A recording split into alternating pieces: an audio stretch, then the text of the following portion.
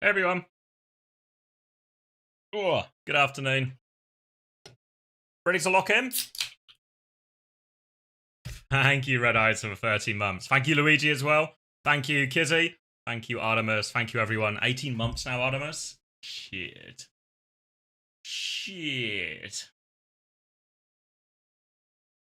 Alright, have I got everything?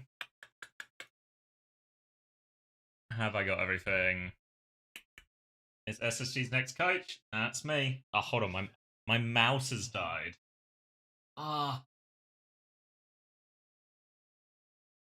Need to plug it in for a bit. Hold on. SSG's next coach? That's me. Don't tell anyone, boy. Don't tell anyone. But I finally ousted that Hunter guy, and now I'm in charge. I'm the boss. Also, I go away, so I turn the stream on, I put some music on, I go get my drinks and go to the toilet and stuff, and all of a sudden, we're all talking about terrorism. How does that happen? How does that happen? I don't feel like any of the music I put on was particularly terrorism inspiring, but it seems it was. Thank you, Valraw. Well, if it isn't SSG's new head coach. Shh, don't tell anyone. You put on a podcast about it? What's the preview show? It's a good question. So it's pretty informal. Basically, obviously the Esports World Cup is happening next week. It is starting on Thursday. All the best teams in the world are going to be there. Obviously, excluding SSG and Zeta Division, right? But I just wanted to go through all the teams, talk about my thoughts, maybe do some predictions, maybe research a couple of the teams kind of live. You know, for especially the smaller region teams, I think like obviously I know the big teams, but like the Varals, the Guapos, the South American team. Oh, thank you, Goatmaz. You've been watching EM Cologne? Little bits. I've been watching quite a lot of VCT lately. In America. Queep. Thank you, Unbound, as well, for the 5 months. Yeah, I've been watching a bit of VCT. I was watching the StarCraft 2 at the Esports World Cup. I've not finished for StarCraft. I've still got the 3rd place and the grand finals to watch. So I'll watch it after the stream today. I've got a meeting after the stream, but so we're going until 4 basically. At 4 I've got a meeting, so we'll go into about them. Did you record other interviews? Yes. So I think I've actually recorded all of the interviews now. There's a couple of teams I couldn't get. I did prioritize, so I guess when I say all the teams, there's a whole bunch of caveats. Ignored all the small regions out of, I guess, disrespect, really. So no Gatos Guapos, no South America, no Varel. And then obviously teams when there's a language barrier are difficult. So none of the Chinese teams, T1 and Sorry AG. to hear about your Australian man exit from SSG. Hope Thank he's you. doing well. Thank you, HSQC5871. He's doing well. So yeah, AG and T1, there's a struggle to get an English speaker. And then there's a couple of the teams that a combination of scheduling / don't really want to, I think. So yeah, so Falcons aren't keen, aka I don't think it's going to happen. Obviously, AG and T1, I don't have anyone who speaks English. Like, the only reason the Crazy Raccoon one's going to happen is because of Pavan. Pavan works, I think he's technically listed as coach, but I think his duties are much closer to that of a general manager for the team. But obviously Pavan speaks good English. So when I do the way the Moon interview works, if you've either watched the most recent Moon interview, if you watched the Moon one before compared to maybe some of my other interviews, you'll probably notice it's a little bit more wooden. Because the way it works is, while Pavan can speak English and can translate, he's not like a qualified or experienced translator. So the way the interviews with Moon works is typically I'll send Pavan and Moon the list of questions, and then they'll sort of translate them before the interview and have an idea of the answers, and then we'll kind of go through them live. So it's a lot more formulaic. Thank you, iQuide. Thank you for 14 months. So it's a lot more... rehearse is the wrong word, but it's a lot more... My ability to ask follow-up questions isn't really very possible. So whatever the answer I get is kind of the answer I get. So a lot of the time when I ask a question to, I don't know, whoever else I interview, any of the Western teams, sometimes I'll have, I guess, a particular a sort of idea I want to try and get out of them with the question.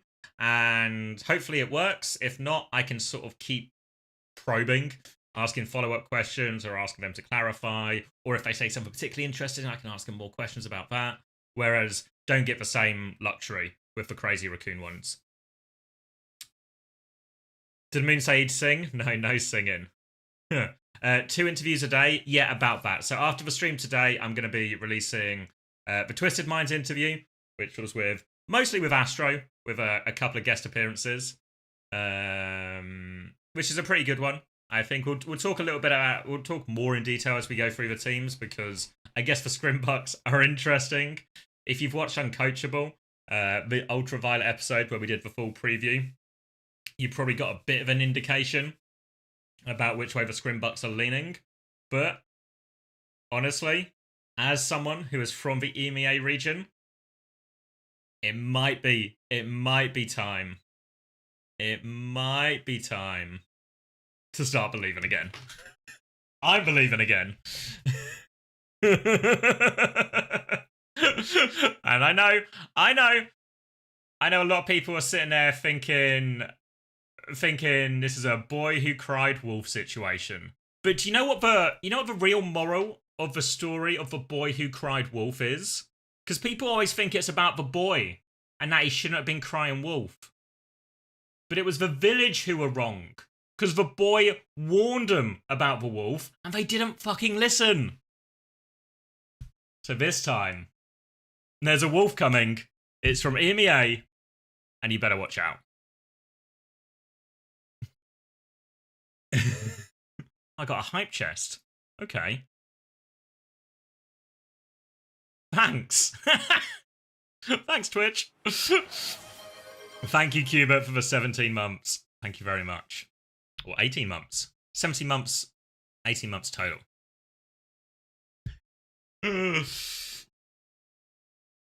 Broken coach gets a concept right at least once a year. let's stick to the boy who cried wolf one. Victory for EMEA locked in. Thank you, Mansard. Thank you, Misfit, as well. Thank you very much for everyone. Thank you for the primes.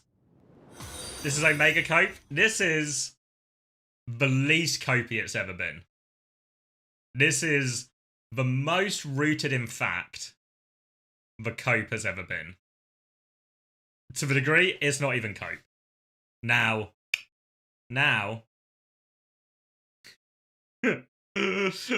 obviously, the counter argument.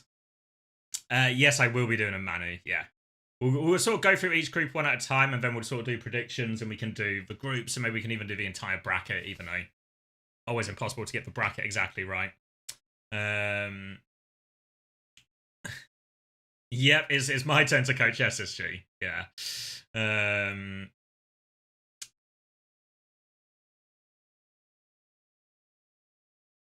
You know the scrim results? Yeah, I know the scrim results. So the caveat to all the cope is obviously the belief is based in scrim results, right? So you have to, I guess, make a value judgment about how much you trust the scrim results, right? Because we've had good scrim results. I say we as an EMEA have had. I'll get to it, Wilder. We need to talk about some of the we need to talk about the Esports World Cup first. The purpose of the stream. Link me in Discord so I don't lose it. So you have to make a value judgment on how much you want to buy into the scrims. But I don't know. My impression, this is EMEA's best shot there's ever been. Best shot there's ever been. And I think as well, you can, thank you, Dinosaur Cola. It obviously won't happen, but who do you think would win in a match between Varel and the Gatos Guapos? Guapos? Why is Brian making... Brian's really making a big deal out of that. I think the Guapos would win. Bigglebean. Thank you, Big Bog. Thank you very much. Can EMEA teams handle ball players? Yeah, I think the biggest thing. Should we get into the weeds a little bit, and we can sort of, hopefully my mouse is charged enough now. Let me press. Where's my cursor? Let me press this, and you can see this. And before we get into the nuts and bolts of, or the nitty gritty of the teams, we should get into the nuts and bolts of the tournament, right? Because it's a little bit different than last year. And it's going to be GSL groups. Yeah, do it, Terra, do it. Someone might have already DM'd it to me. Yeah, I think Jacob might have sent me already. We'll watch it. We'll use it as like a halftime maybe as we go through the groups. But we'll crack on with Esports World Cup. So, GSL groups, if you don't know what GSL groups are, it's double elimination bracket already. So if I can get you an example of the groups, it should probably be kind of obvious. They've not done a bracket format for it. But basically, you can see my pen, can't you? Basically, let's get a smaller box going. Basically, there's going to be the 2 upper bracket games. This is going to go to an upper bracket final. Winner of this is first seed out of the group. The 2 losers of this game go to elimination match. Then one team gets the boot, gets kicked out. And then the loser of this and the winner of this go into the decider game. Winner of the decider game goes through. So, 2 teams out of every group. Whoa! Thank you, Foreside.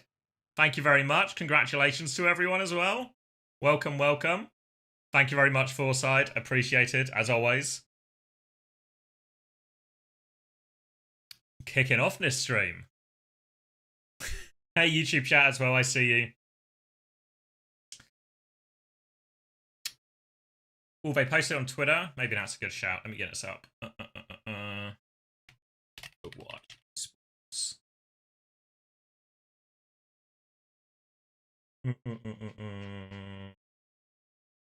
As for schedule. Have I posted for schedule? I was hoping there would be like a nice like graphic and I kind of explained it a little bit more. You need to glaze EMEA?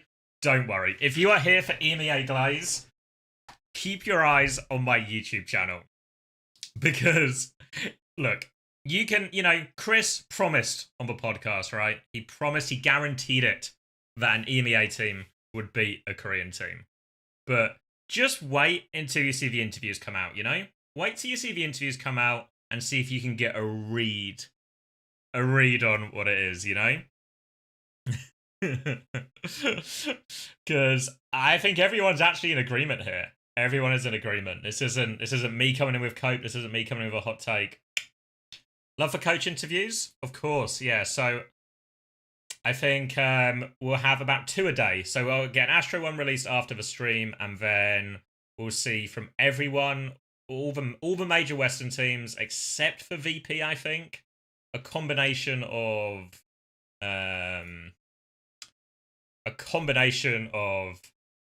people being available and well, I guess people not being available and obviously I think most people or most of the teams are flying on Monday, then everyone on Tuesday. We need Smash. Yeah, no, Smash couldn't do it, and then I tried to get the players, but I think because tonight is their last night in Korea for a lot of them, you know what that means?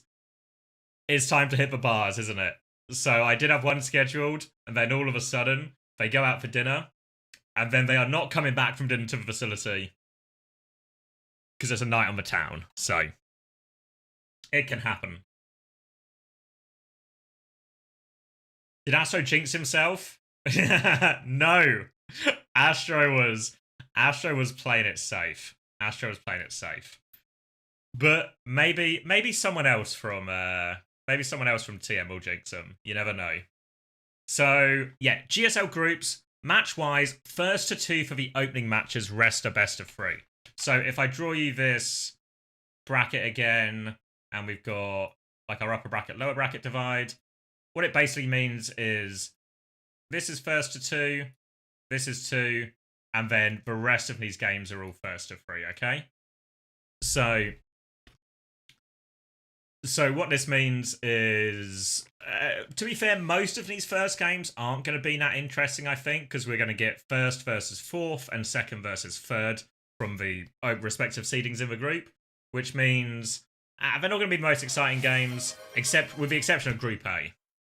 Lovely single LM tournament for all the marbles. Thank you, Stainless. Appreciate the 17 months. Good afternoon, Aunt She Her. There's actually there's a swarm, an absolute swarm of Unter fan accounts. All right, so we'll do that. Top 2 teams go out of groups, and then we get our single elim. And if I remember right, I swear it's first to 5, or sorry, first to 3, then first to 4. Which basically means all of these games are first to 3. Who up Sky in their rim? No, Max, we're up rim in our Sky. Come on. And then this grand final will be first to 4, as it normally is.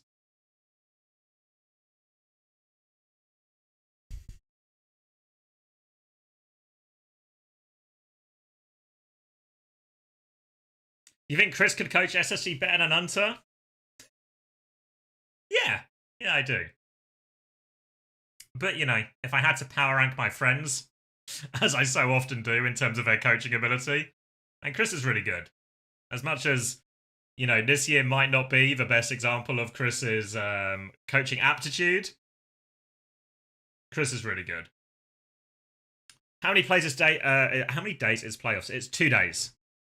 So the way it will work from a broadcast perspective is, you maybe saw it on this, is we're going to get an A stream and a B stream, which means I'll be co-streaming all of the games, but it means we have to make decisions in terms of our fixtures, right? And some of them will be easy decisions. Some of them are going to be really hard. First one, I think I'm going to go that way, Weibo VP, I think. Because we've seen AG play Falcons before, and this will be a good game, and maybe we can catch up in between. And then this one, I think we're going to go Team Liquid Rock as well. This one, I guess we're going Alcad CC, even though I don't expect either of these games to be very close. And then this one has to be that way. And then this one's actually, these last 4, these are the painful ones, because every one of these 4 games, I think, is going to be a banger. Yeah, so what we're seeing now in these games, I think, are the ones that are all going to be at the same time. So yeah, so we'll get to it as we go through the groups. Hold on, I've got some more messages.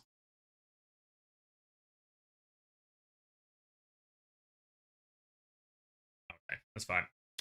Ooh.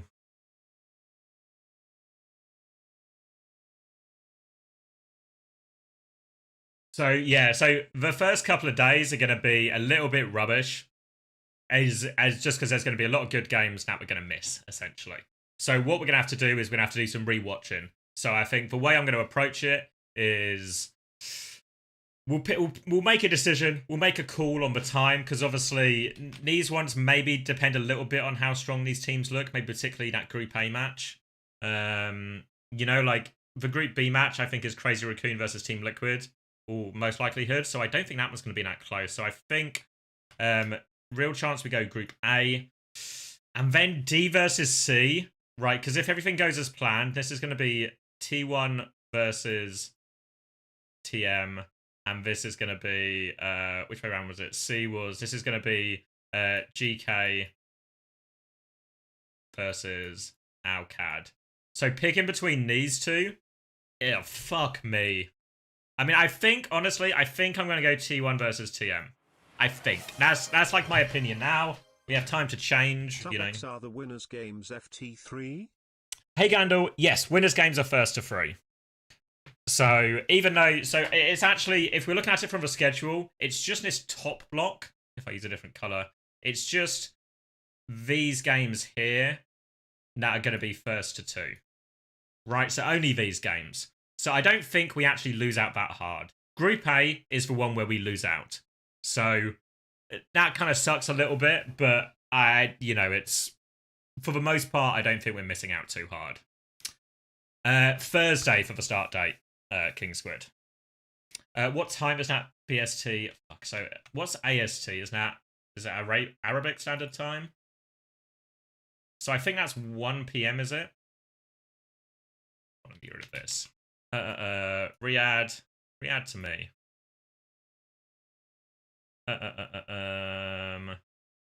When will it be? Thursday. No, days don't really make a difference. 2 p.m. 2 p.m.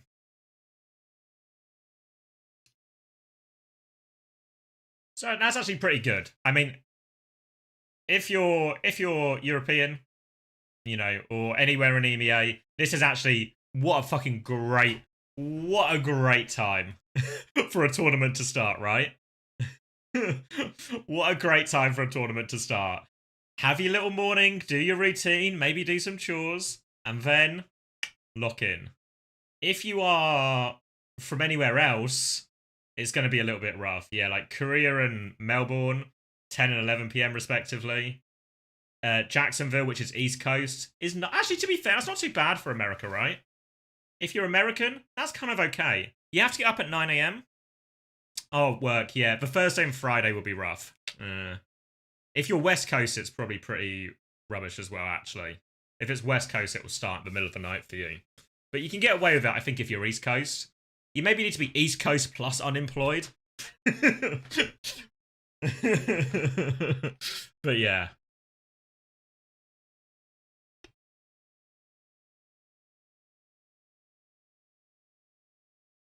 You work 8 to 1? Fuck. Yeah, so 4 days in total.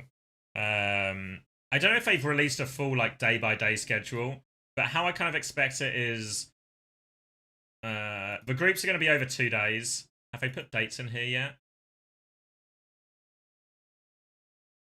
But basically, this block of games is going to be day 1, and then these 2 games are going to be day 2 for all of it. I think we have A and B stream. Thank you for the gift. And thank you, NF Hijacked, for the 13 months.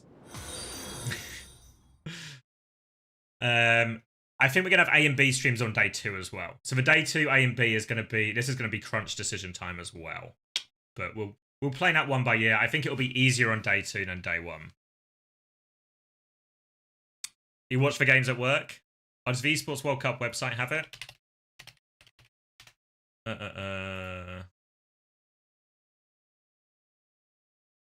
Now schedule. Mid-season. Learn more. Okay. Oh, okay. Oh, and I should have used this one actually, because this is a much better illustration of how the GSL brackets work, actually, isn't it? This is better than my boxes. Oh wait, have Asia got it as well? Have Asia got a full schedule? Oh, there we go. Oh, thank you, Ash. Will you be co-streaming chess at Esports World? No, I won't. Thank you though, Ash. I interviewed Team Liquid, and when I talked to Team Liquid, thank you, Munchu, as well. That's right. We're gonna win. When I was talking to Team Liquid, they were saying, obviously they're going to be at the Esports World Cup, but the other event that is happening at the same time is for chess. And Team Liquid are big into the chess. So a lot of the Team Liquid boss people are going to be at the Esports World Cup while it's happening. So they were like, oh, better make sure we look good in front of the Magnus Carlsen, if you know him. I mean, if you know anything about chess, you know Magnus Carlsen. Even if you don't know anything about chess, a real good chance you know Magnus Carlsen.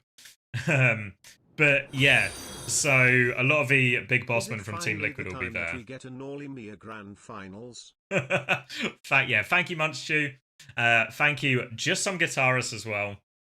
I don't know if we're going all EMEA Grand Finals, but honestly, we'll do it we'll see what happens when I go through a bracket. But in my head, I think there's a real chance.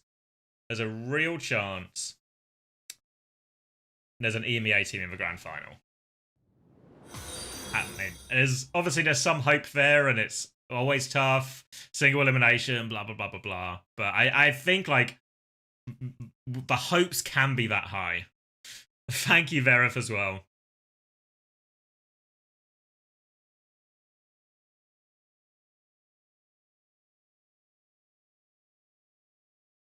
No, that was for the interviews. The one you saw, it was more just I meant to press start recording, but that was an old graphic. Chris will be coming on the co-stream though, so if you're low on Chris action, you'll get him on the co-stream afterwards. We'll do a full talent announcement for the channel later next week. But yeah, so the teams that lose the first game aren't out. The losers will go down to the lower bracket, and then they have to scrap it out. Basically, the easiest way to think about it, in each group, you have to win 2 games to get through. If you win 2 games in your group, you get through to single elim. So, simple. Should we jump into some of the teams as well? The desk? Yeah, the desk. Don't worry. I think I've got a good desk for you. I can't wait for all this talks and leads for you make it in groups. Yeah, but if you follow football, right now in football we're in the off season, right? So no games are happening. They're starting back up in August, and all the teams are making transfers, signing new players, getting rid of their shit players, everything like this, right? So right now, every football fan in the country has belief that their season will be better than the last one. Some of those teams and those fans are going to get the harsh reality that is not the case. And that's where I'm at with EMEA right now. We're not Wolves fans or Brentford fans. Yeah. I mean, if Brentford lose Worcester as well, they're in big trouble. But let's not get too distracted with football, because it's too easy for me to get distracted with football. I prove that it's not a green screen? Of course, mate. I'll turn the lights on. Can you even see the lights there?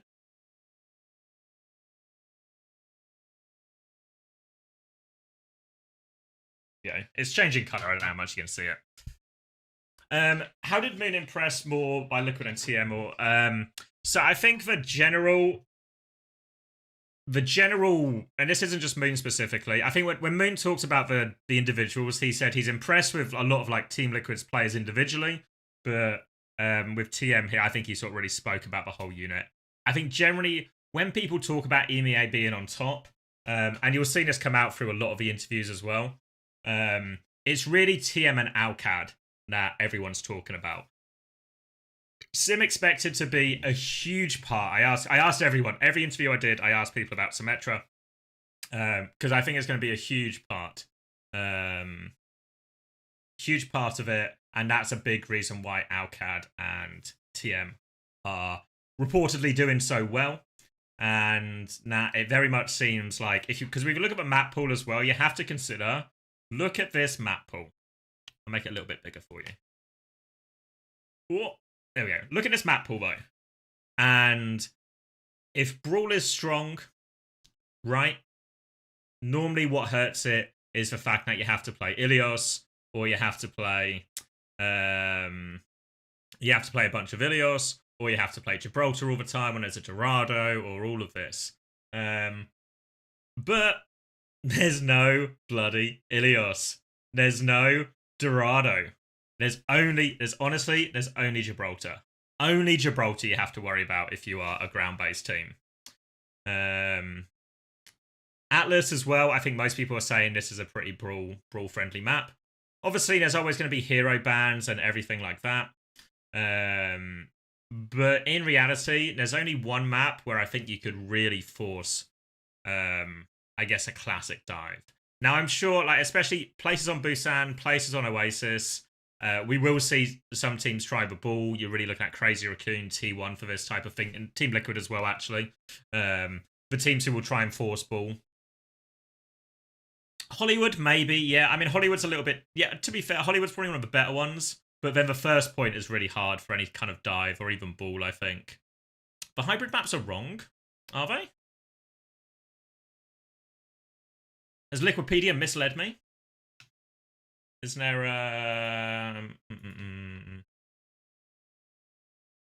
Is there something more official?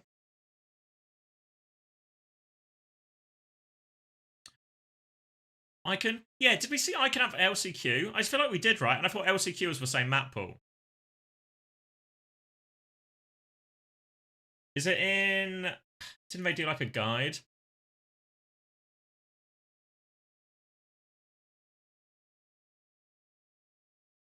Will it be under news? Team packs, mid-season viewership guide.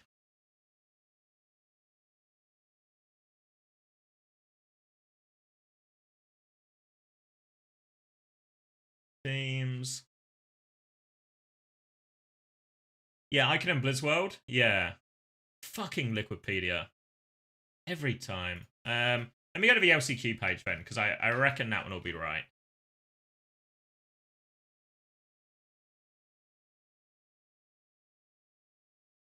Yeah, and this yeah, this looks more like it, doesn't it? Yeah, there we go. All right, so yeah, so really it's only the hybrid maps that I think are actually different between the two ones we just looked at. Yeah, thank you for that. But yeah, so Blizzard World, I think potentially too, like Bull, really strong. Icon World, I don't know. Icon World is a really awkward one because it's really only second that is good for dive. I think Midtown falls into a bit of the same category. I think if you remember, I think it was, do you remember T1 versus Crazy Raccoon Grand Final of Korea Playoff Stage 2, where they played Midtown, and basically what the Korean teams did is they just played, I guess, like a normal Orisa type rank comp for first point, and then once they got to second, they just swapped to Winston and a Brig. So there's a potential to do the same on Icon World, but it's always a bit rough swapping the comp so heavily.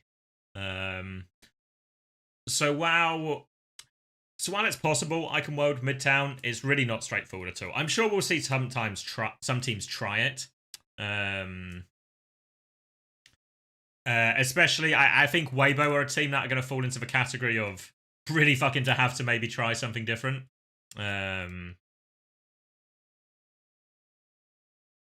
So Blizzard World is probably the best shot. Blizzard World and Gibraltar, but I think it's really difficult to work around. Not yet for groups. We'll do them in a second as we go through. What I think of the reworks, I don't know. I've not looked at them or played them too much. But I think in general, they all look pretty reasonable on paper. I think one thing to note, though, is because we'll be on OPR for Esports World Cup. So the live patch that you guys are playing right now isn't in play. The latest patch notes don't apply. It's the same patch that we finished EMEA and NA playoffs on. So all of those changes, irrelevant. And I think what that also means is the map changes aren't in either, right? So we're going to be playing old New Junk City, not new New Junk City, old New Junk City, which is going to be really easy to say and explain.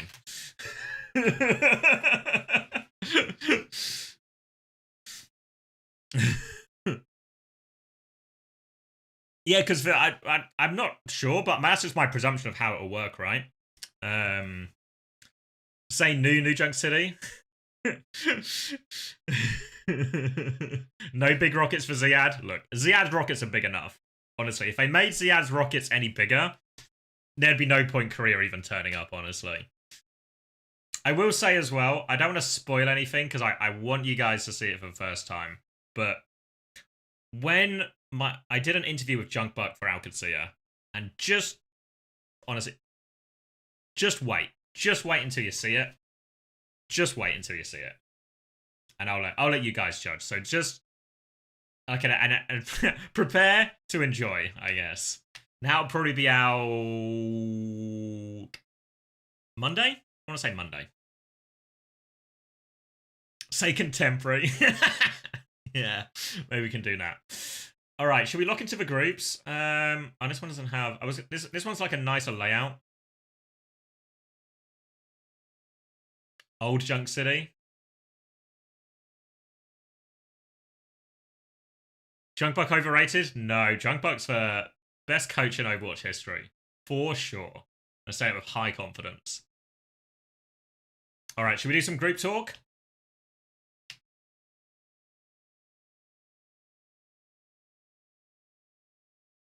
New York is really just New Amsterdam. Yeah, we should we should rename Midtown while we're at it as well. All right. Should we start?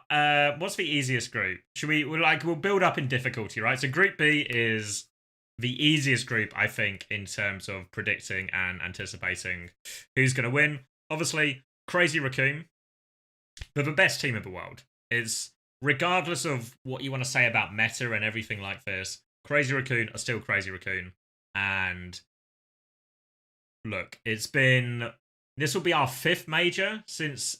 Is that right?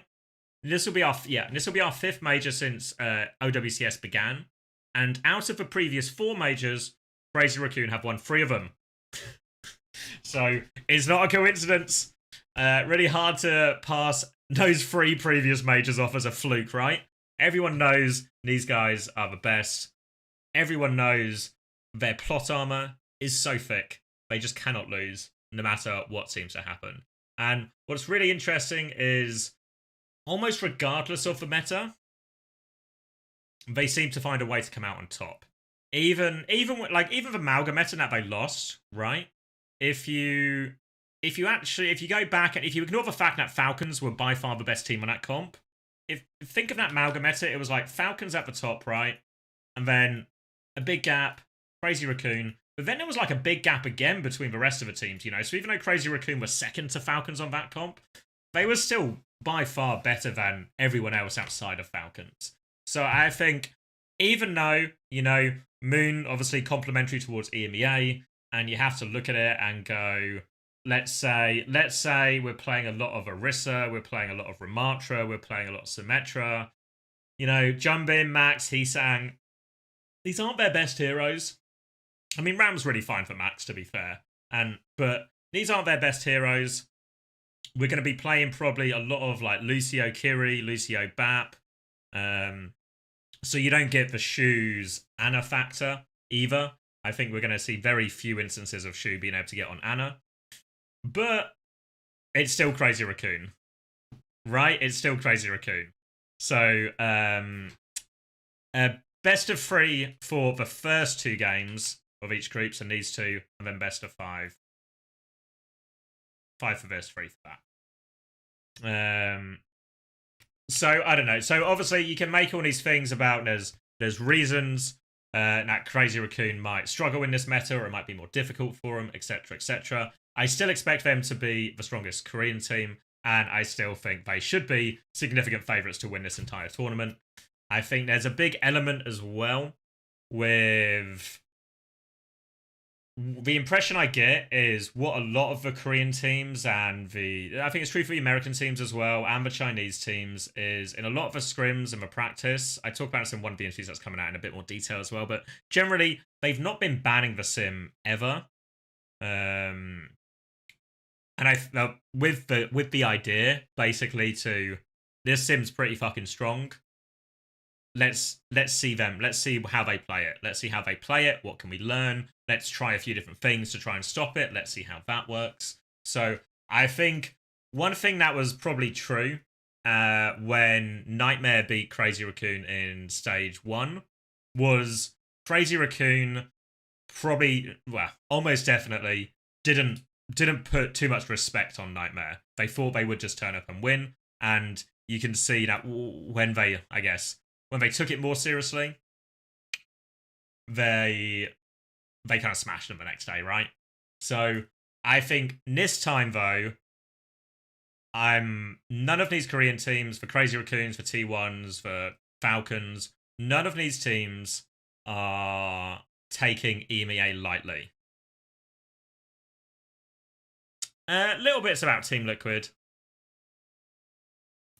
Not too much. So I think, thank you, Eltar91. I want to see Falcons make the final, then get beaten. The script heads would go wild.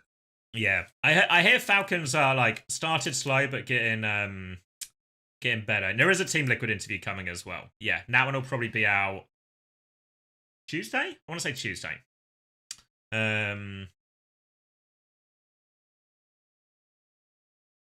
You think they're just gonna be really venture pilled? I don't know. I think the sim might still just win a lot in these cases. You know, there's always I think who was it? There's always I forget who I talked to about it. All the interviews blurring into one, but there was a talk of obviously, you know, like you play so many sim comps in EMEA, and maybe some teams will try and run ball and try and run something else, and you just blow them over, right?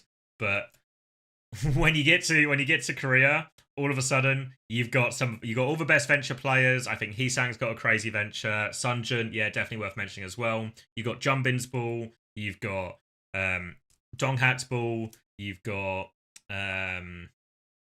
Milgaru's ball as well. There's all of this. You got Gushui playing these things as well. I think there's like a real, like the level goes up, you know? So yeah, so I think TLDR, Crazy Raccoon are still favourites. They're taking all of the competition really seriously. I don't think they are going to give. They're like when they play these EMEA teams, I think they are ready. They're ready for it to be a big game. You know, like sometimes when you get these fixtures, you know, you get like the SSGs of like last year's SSG or ENTS or something up against Crazy Raccoon. And like think about when we saw ENTS play Crazy Raccoon at the last Esports World Cup, right? And you kind of what we have is big underdog versus heavy favourite. I think Crazy Raccoon are not coming in with quite that same approach or that same reputation. They know it's going to be a big game. They know they have to play really well. So I think Crazy Raccoon still favourites for the tournament, and as such, really, really super strong favourites for this group. I actually don't think Team Liquid are going to be able to cause them any trouble either. Like I think when we see this winners match, I can start writing stuff in as I do this, but like this will probably be 3-0. Maybe this will be 3-1, which means this will be like CR versus Team Liquid. But honest, I think this might just. Oh, it won't actually. Sorry, it'll be 2-0. Won't it? It'll be 2-0. 2-0, and then this is probably. It's probably 2-0 actually, and then this will be. So this will still be CR versus TL, but then I think this is 3-0.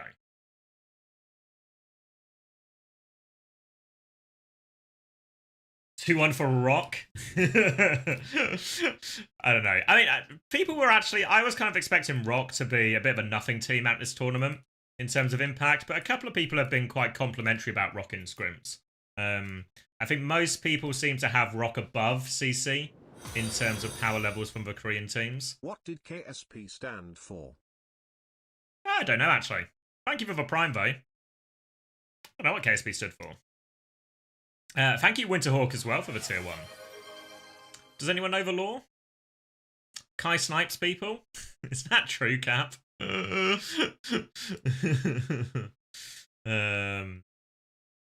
Who's the strongest in scrims? I mean, people tell me EMEA. EMEA. Do what you want with that information, but, you know, don't shoot the messenger. So then, elimination game will be Varel versus Rock.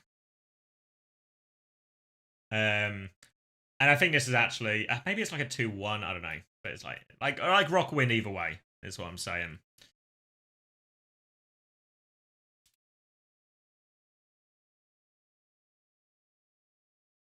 VP2, yeah, I should say it's probably an important clarification that all of this EMEA on top or EMEA doing really well, etc. Blah blah blah. It's Alcad and TM are the two teams I really mean when I say that. Is everyone saying EMEA? Yeah. The Koreans, the Americans, everyone's saying it. This isn't. Look, people want to dismiss this, and again, same caveat as always before. Same caveat as always before, right? Scrims only means so much, but it's good to know, isn't it? Because it gives you this sense of hope. It gives you this what do you call it? Gives you belief. It raises it, you know. Like honestly, everything I've heard about all of the teams and all of us, because everyone's in Korea right now boot camping. If you don't know, all 3 American teams, all 3 EMEA teams are in Korea. Some of them have been there almost 2 weeks now. The expectations are actually this is going to be a super high level tournament. I think I'm really excited for this one.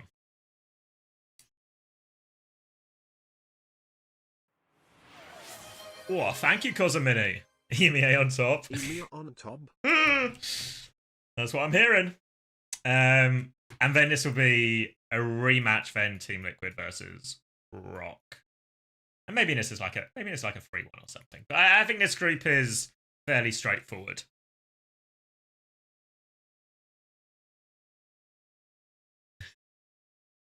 Will you cheer for EMEA? Yes. Obviously, if SSG were there, I'd be cheering for SSG. But unfortunately, no such luck. You think TM can win against T1? Yeah. I think we can do Group D now because we should get into it because that was the easy one. So the first round of these games, I think is going to be easy. Sorry if you are a member of Rack's family or a big Rack fan, but it's we're not beating T1, okay? It's not going to happen. It's not going to happen. Why is the 0 that big? I don't know. 2-0, you're right, sorry. I keep forgetting. I'll do a more reasonably sized O. Here we go. I'm overthinking it now. This is what happens when the lights are too bright, the stakes are too high. You just can't draw a normal O anymore. Thank you, Septic. Is it true Anta's room is actually your attic? Yes, that's true. Just for crawl space. All right. So then TM over Sign. Yeah, I don't know. I think Sign might be. I know we have a reputation for underestimating these Nightmare guys, but I think it's not happening.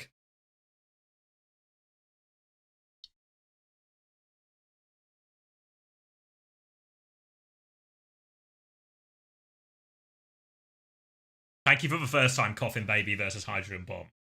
And then this will be Gatos Guapos versus Sign. All right, let me do the easy one first, because I think that should be a 3 actually. Fuck, 3-0. And then Sign will be here. All right. Now this is where it gets juicy. Yeah, Sign is Nightmare. So Sign have picked up or borrowed, I guess they've loaned the Nightmare team off them for the purposes of the Esports World Cup. Sign, when I spoke to the Nightmare, the Sign guys, they were super. They spoke very highly of Sign. Basically, they've sorted the boot camp out for them as well. They've got a much better boot camp now they did last time around. So. Sign have come in and done a really good job. And TGG is for Gatos Guapos, which is the Rack Punk team. Right screen theory, that's good actually, Emerald, that's good. Yes, I will be streaming the Esports World Cup on this channel as well, yeah. Alright, so, T1 versus TM. Alright. This is the game, I think, that will tell us how much of the scrim stuff will come true, or like how much of it will translate. Because this will be T1 have enough talent to win this tournament, right? 100%.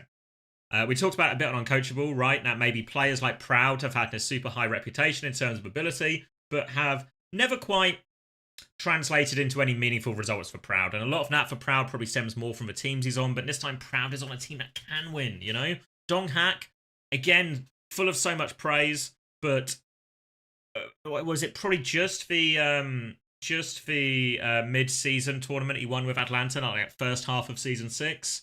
Hunter did point out on Uncoachable as well, that Skewed actually has had a lot of success as well in terms of mid-season, so there is some people who have been on teams that have won things before. But I think for this T1 roster, I think a lot of the people expected them to maybe win Korea playoffs. But I think this is it's always hard, right? Because it's really hard to predict T1 beating Crazy. Like, let's just forget the specifics of the groups, but think of a whole tournament now. It's really hard to justify the idea that T1 would beat Crazy Raccoon, right? But they have the talent to. They have the ability to. They just need to do it when the lights are bright, the stakes are high. They just need to do it. But they have all the talent to. So I think T1 are a contender for the champions. But also, I don't know, TM, fuck. I think they're a contender as well. If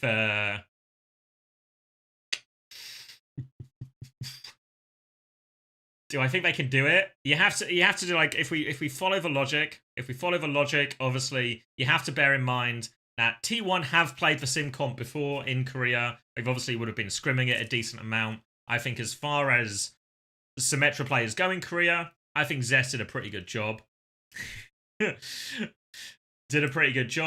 And obviously they have the option to put Donghak on ball in certain situations and everything else, stuff like that. Team will have the crowd too. Yeah, fair to say TM will have the crowd. And remember last year, I think was it TM versus Toronto was the big one, where the crowd were like ferocious, Sorry, wait, I want to come back to this point because I think it's really fair. Nat Sweat says, does scrimming with teams from other regions actually benefit the Korean teams? Yeah, I think in this particular situation, with it sort of, I guess, transpiring that a lot of people are kind of realizing the sim is really hard to beat and that they might have to play their own stuff or figure out a new solution. Now, actually, in a lot of these scrims, the Koreans maybe benefited just as much as the other teams, or at least, if not more so.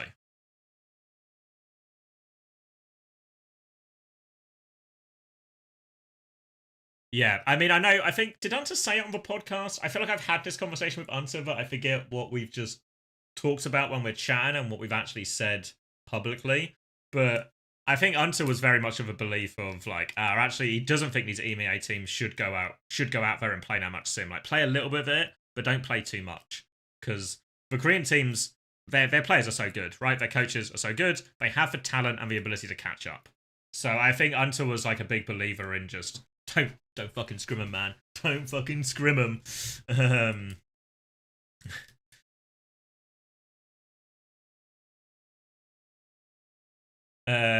Good to know TM haven't scrimmed 2 on Alcad, scrimmed them once. Yeah, I think as well. Who was it? Is it? I can't remember what interview it is, so I'm not like leaking anything that won't be, it won't come out publicly. But I think there has been a little bit of maybe it was Sign. I think it was Sign saying Sign were telling me, obviously that Sign aren't going to scrim TM, right? Because they're in the same group. So none of the teams in the same group as each other will be scrimming each other. But Sign were obviously really keen to play Al-Qadsiya, get some practice against the sim. But apparently Al-Qadsiya just weren't available. Just weren't available when they wanted them. Unfortunate. What are the chances, So I think Sign have had a pretty limited practice against the sim.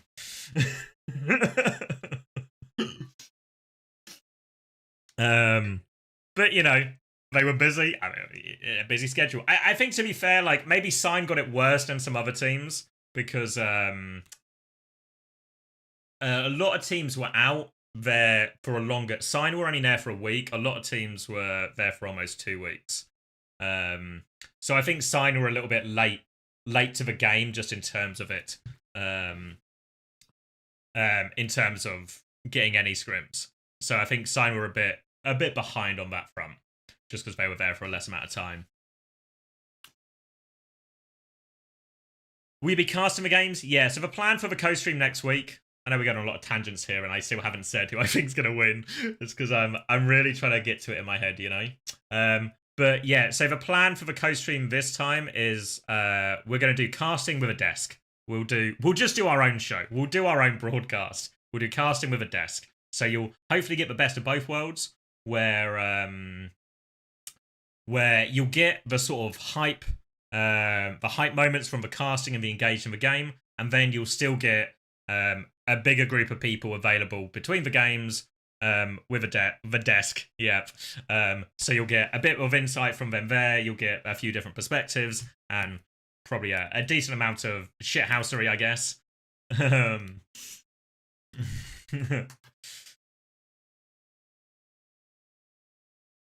Is it an official co-stream? Yeah. Sent off all my forms to the Esports World Cup, and they came back and gave me some thumbs ups. What are the chances of EMEA winning this? I don't know if I'd make an EMEA team favourite, but the chances of EMEA winning are higher than ever before. I'd say. Higher than ever before. I don't think that means they are going to win, but it's higher than ever before.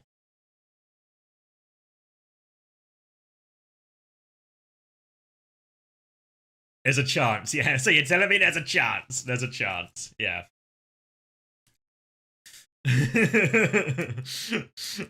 Alright, should I just fucking do it then?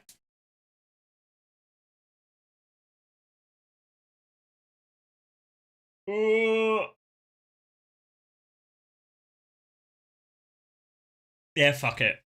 Fuck it.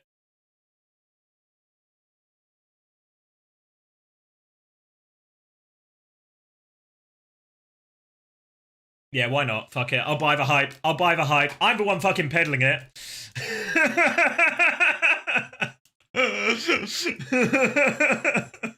If I'm the one peddling it.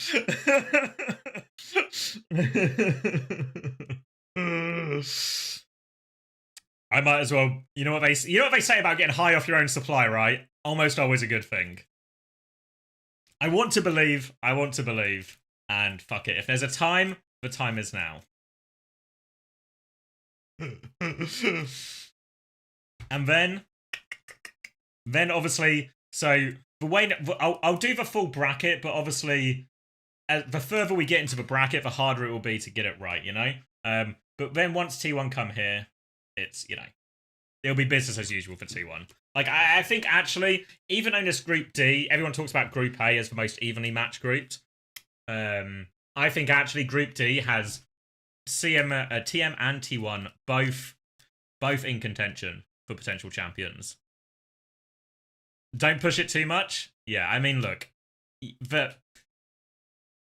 I'm a believer. I think this is the most convincing, I guess, the most convincing stuff that I've heard. But everyone knows the Korean teams are always better on the actual game itself. They've had 2 weeks to learn from playing into all of this Symmetra as well.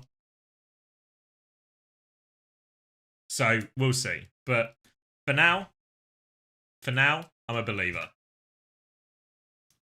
All right, should we do Group C? Because I think Group C is I think is quite easy. So Alcacia, GK, and this group's really fun, right? Because it's the number 1 of North America versus the number 1 of EMEA. So, obviously, a lot of what we talked about with TM all applies to Alcacia in terms of very much feels like they are... The comps that they like to play are really strong right now. So that is good news. I think also you look at a player like Ziad, feels like the guy's the best diva in the world, right? Unbelievable. And then you look at some of the more established players on that team, Landon and Checkmate. I think Landon especially, probably playing, actually not even probably, definitely playing the best Overwatch of his career. He was an absolute monster on Kiriko throughout the EMEA playoffs. I think Checkmate looks so good on the Symmetra. I think Kellex really been performing well too, and it's just taken his team to a new level. And obviously, what do you need me to say about Lubta, right? Like, the guy's fucking insane. Like, the guy's insane. We've seen him do it on LAN multiple times, so I think the biggest question is maybe, you know, Ziad is the least experienced person in terms of LAN on all of this, but, you know, we saw Ziad play it was only one map at the Hangzhou Major, but look, Ziad didn't look worried, did he? He didn't look nervous, he didn't look like he was, it didn't look like the lights were too bright for him there. Only one map, so, you know, take what you will. But I don't know. I'm not too worried about it. Them in terms of performing on the land. So I think they'll be really fine. Obviously, really similar situation, I think, for GK. Like a very experienced team. I think was it UV who said it? Maybe it was UV. Talking about how old GK is. Just in terms of experience and how long the players have been around and how long that core of players have been together. So yeah, I think these two teams, this is going to be really good because this is just the test. Which region is better right now? What region is better in this meta? GK versus Alcat. I think the other teams in the group, like Zocorp are the South American team. As you know, South America didn't win a map at the last major, the last Esports World Cup. Do I think they can win one at this major? No, I don't. So GK this will be short work for GK. I think similarly here, short work for Alcad. We'll talk about the Chinese teams a bit more when we get to Weibo, because Weibo is China's best hope. But I think you see it in every region, right? Whichever team is top of a region ends up sort of influencing the meta for the weaker teams. And I think that's happened in China. But what that means is a lot of the problems we're going to talk about when we get to Weibo in terms of being a dive-orientated team, in terms of really hitting their highest notes on a very certain set of characters. This is for Unter's unemployment. Thank you, Sir Lemon. Why did he make it sound so Unter? Like the kid from The Simpsons. Or is that Gunther? Gunther? I don't remember. But he really Germaned that up. But yeah, I think CC and Rock are going to suffer all the same problems, where actually their best comps are all these dive comps, and it's going to be really hard in a lot of maps and a lot of situations. China are probably the least simmy. I'm using it as an adjective. The least simmy of all the regions. So I think China as a region is going to struggle big time at this event. And I think as a result, Team CC and Rock, who are probably going to be towards the bottom of the power rankings, no matter what the meta was, are even further towards the bottom, actually. So I think CC and Zocorp are going to be kind of real non-entities in this group. Which means we'll do the bottom of the group first, because I think that's the easiest bit. Because I think also, you know, as much as I'm down on CC, like they're still gonna smash South America, you know. Get third place, get a bit of extra prize money. Fair enough. This means it's going to be Alcacia versus GK. EMEA's best versus North America's best.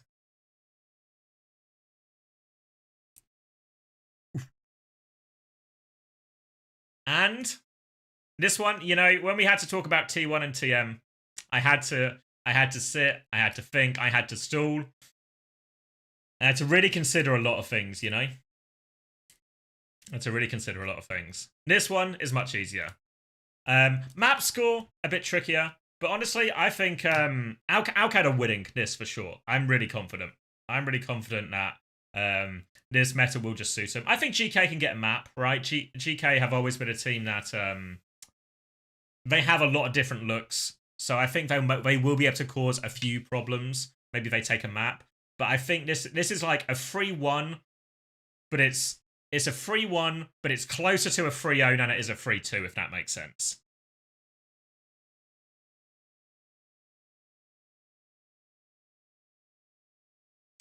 Which obviously means Alcacia will go through top of a group. And then this will be GK versus CC. But again here, like, I think it's more likely to be a 3-0 for GK than it is teams. Maybe teams can get a map. Yeah, sure. But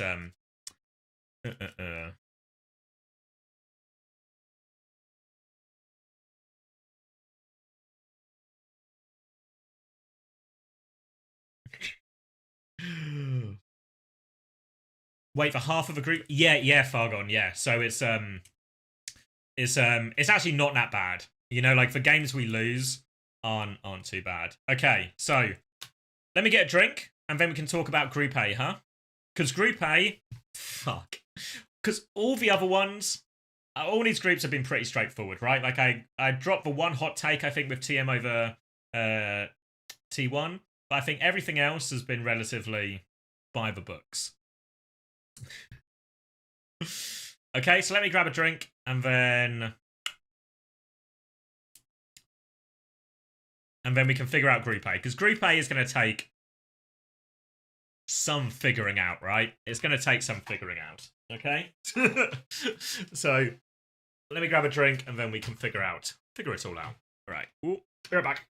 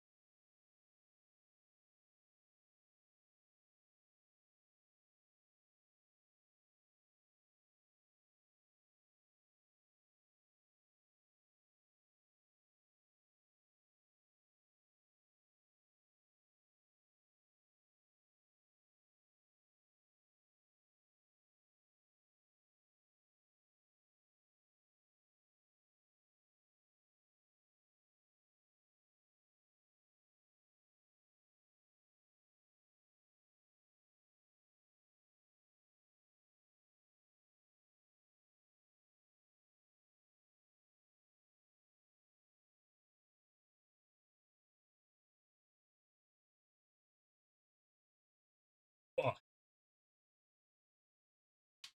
I'm back. The time is it's 2 p.m. BST. On Thursday it starts. Actually, you know what it is? This time, in 2 minutes' time on Thursday, is when it starts. That's the first game. So whatever time it is for you now, is when it starts.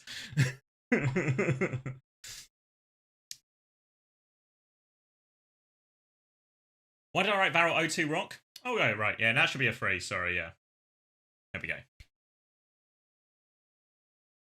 How is fantasy going to work? No fantasy for the Esports World Cup. We're reliant on the Faceit interface to pull all the stats to give us the in-game stats, so we can assign those numbers and values. But it's not available for Esports World Cup, so unfortunately, no fantasy. Pardon me, sorry. No fantasy for the Esports World Cup, but we'll be back, and better than ever for Stage 3. All right. Okay, should we get into it then? Group A. All right, so lay of the land. Well, lay of the land. I guess they both work. Thank you, Young BZ. Gatosquapers might be winning it all. All right, I'll believe you. You give me your prime money, so I'll buy in. We'll put them top seed. There is a Google Esports World Cup fantasy? What do you mean? Oh yeah, oh wait, that rings a bell actually. They said they were going to do... Why am I typing Google? Esports World Cup fantasy. AMJ. Thank you, fish themed person. How does it work? Has anyone played this? Get started. Play along with Esports World Cup. Pin your favourites. Tap the icon. Okay, start playing. Play picker. Get started. Make your picks. Results and scoring. Yeah, get it. I played fantasy before. My top 8. Oh, it's just pick'ems then?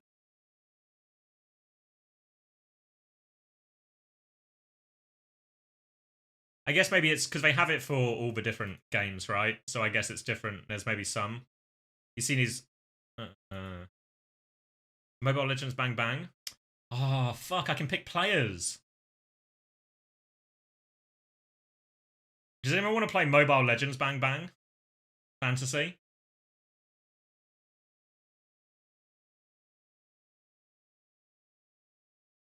No. I don't know. I feel like I'm... Leave. What's head to head? Oh, so I can pick.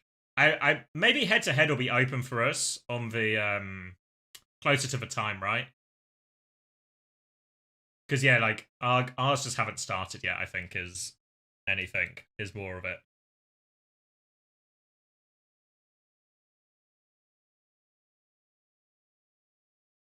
All right, but yeah, no fantasy, none of fantasy like we had for where am I going? Here. None of the fantasy like we had for stage 2, unfortunately. I'm from the UK. Sorry, YouTube chat. I will remember you exist. All right. So, lay of the land, Group A. All the same things that we are talking about still apply in terms of we're going to be the map pool, very brawl favoured. We're going to be seeing a lot of Symmetra. And really, this group, I think we're going to see... I don't know. I think this group is really tight within itself, but I don't know if any of these teams are actually contenders for the title. Like, Falcons, probably the most. But I don't know if any of these teams are really contenders. So, I think the team that will struggle the most is Weibo, obviously. Just because all the same things we talked about with the previous Chinese teams is all of Weibo's strengths when they can play their best heroes, when they can get Monk on Ana, when we get Guixue on Winston. This is where this team can actually go toe-to-toe with some of the best in the world. And we saw examples of that at the Hangzhou Major, right? Where on that Winston Kiri Lucio, fuck, they really could have almost beaten anyone, it felt like, at times. No, didn't manage to get a 9k interview. I am pestering him, but I think chances are slim, is how I'd rate it. Slim. But word on the street is Falcons are actually doing pretty well. So I think I don't know. Sorry, let me organize my thoughts. So we'll keep going on the Weibo train. Weibo, I think it's a really bad meta for him. I think as much as it doesn't feel like they're doing as good on scrims, obviously this team, as much as we say about the Korean teams, I think Weibo are enough. Weibo are always like mid as fucking scrims, but tournament time, they always come out and do their best. But I think this meta is just going to get away from them, right? Like, think of every major Overwatch competition you've ever seen, right? Ultimately, the winners and the teams that get to the finals are teams where the meta suits their players' best heroes. And I think that's just not going to be true at all for Weibo here. So I think their ceiling is much more limited at this event than it has been at previous events. What they're going to have to rely on, I think, a lot of is the Hazard. I think the Hazard Kiri Lucio is probably going to be their best look in this tournament. The most viable of the comps that they're actually really good at. So I think there's still legs for these guys here. But I can't see them making these deep tournament runs. I think as well, did I say it on? I always forget where and when I've said things. But I think Shy might be in a bit of a predicament here. Not yet, Jacob. Not yet. We'll do it after this group, and then we'll go into the bracket. Current meta, so really brawl heavy. Brawl, lots of Symmetra in a lot of places, lots of Ram. Some Orisa, I think probably more Ram. Lots of Lucio, Kiri, Bap. Really similar. So, obviously, all of those heroes I just mentioned don't really suit Weibo at all, right? There's always a chance Liga could play more, play a bit of a Ram, but yeah, I don't know. And they're still a good team. They're still obviously super talented players, and they'll turn up, right? In terms of individual performance, I don't think I'm worried about any of them performing, with the exception of maybe Shy. And maybe that feels like a hot take. I might have said it on Coachable already, but I feel like Shy's Freya, compared to all the other hit scans in the world, where we were talking about, the top of each region, I feel like Shy's has been the most underwhelming. We saw Weibo even banning it in their final against CC to force a Sojourn Mirror. And to be fair, once they got Shy onto a Sojourn Mirror, he carried the fuck out of them, and he was incredible, as he always is on that hero. But there's a potential exploitation there for some people if they want it. So I think just another thing to add to what seems to be quite a long list of things that are working against Weibo at this event. What hit scan has played for most? I don't know really. I imagine it's still a lot of Cass. Then maybe Sojourn second. I think there will still be Freya. We didn't talk about it too much, but when Sign play, I think they will try and force for Freya in a lot of areas. Still, just because I think Chronic is genuinely can go toe-to-toe with the world's best. Is D.Va falling out of favour? No, D.Va's still quite strong, but I think Ram, if I had to guess which tank we're going to see most, I'd say probably Ram. Alright, should we... then, yeah, so Weibo really tough. Virtus Pro, I think they're just not the same level of sim team as the other EMEA teams. So I think as much as everyone, by which I mean, I guess mostly me, as much as there's a lot of talk about EMEA doing really well, I don't know if VP actually fall into the same category. So I think there maybe is a path if they can play the sim stuff. They don't need to be as good as TM or Alcad. They just need to do enough to get past, to get out of Group A. But I don't know. I don't think it's a good look. They did play it against TM. I think it was it Circuit Royale? They played a bit of sim in the mirror, and they won that map, if I remember right. Was it map 4? Maybe someone can fact check me, but I think VP did play it on map 4 and do okay. But I think the general impression I get is it's not what Virtus Pro want to do. It's not their strength. Because there's a lot of things that go into being a good sim team. One, you need a good sim player, which isn't Jwoo's strength. You need your sim to be a good communicator, which again isn't Jwoo's strength. Obviously, some language barrier being a limiting factor there. I also think in general, Jwoo's not necessarily a big vocal player either, in the same way someone like Checkmate is, for example. So yeah, I think there's working against Virtus Pro here. So I don't think. I'm happy to fucking inflate and boost expectations for EMEA as a region, but I don't think VP fall into the same category. Falcons, on the other hand, I mean, maybe I should do Falcons last because fuck, there's so much to talk about Falcons. We'll come back to Falcons. AG, this is a team that have had some of the most impressive performances I think we have seen this year, in terms of individual maps, individual maps and stuff. I feel like this team has such a roller coaster of potential of performances.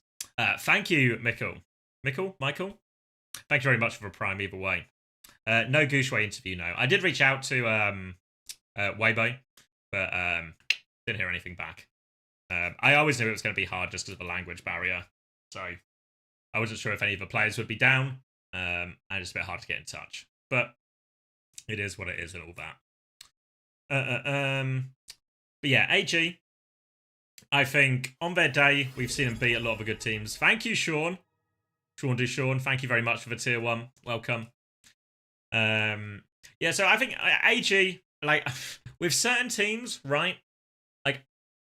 I don't think Virtus Pro could win this group, but I think they could actually come second, right? There's a world where that happens.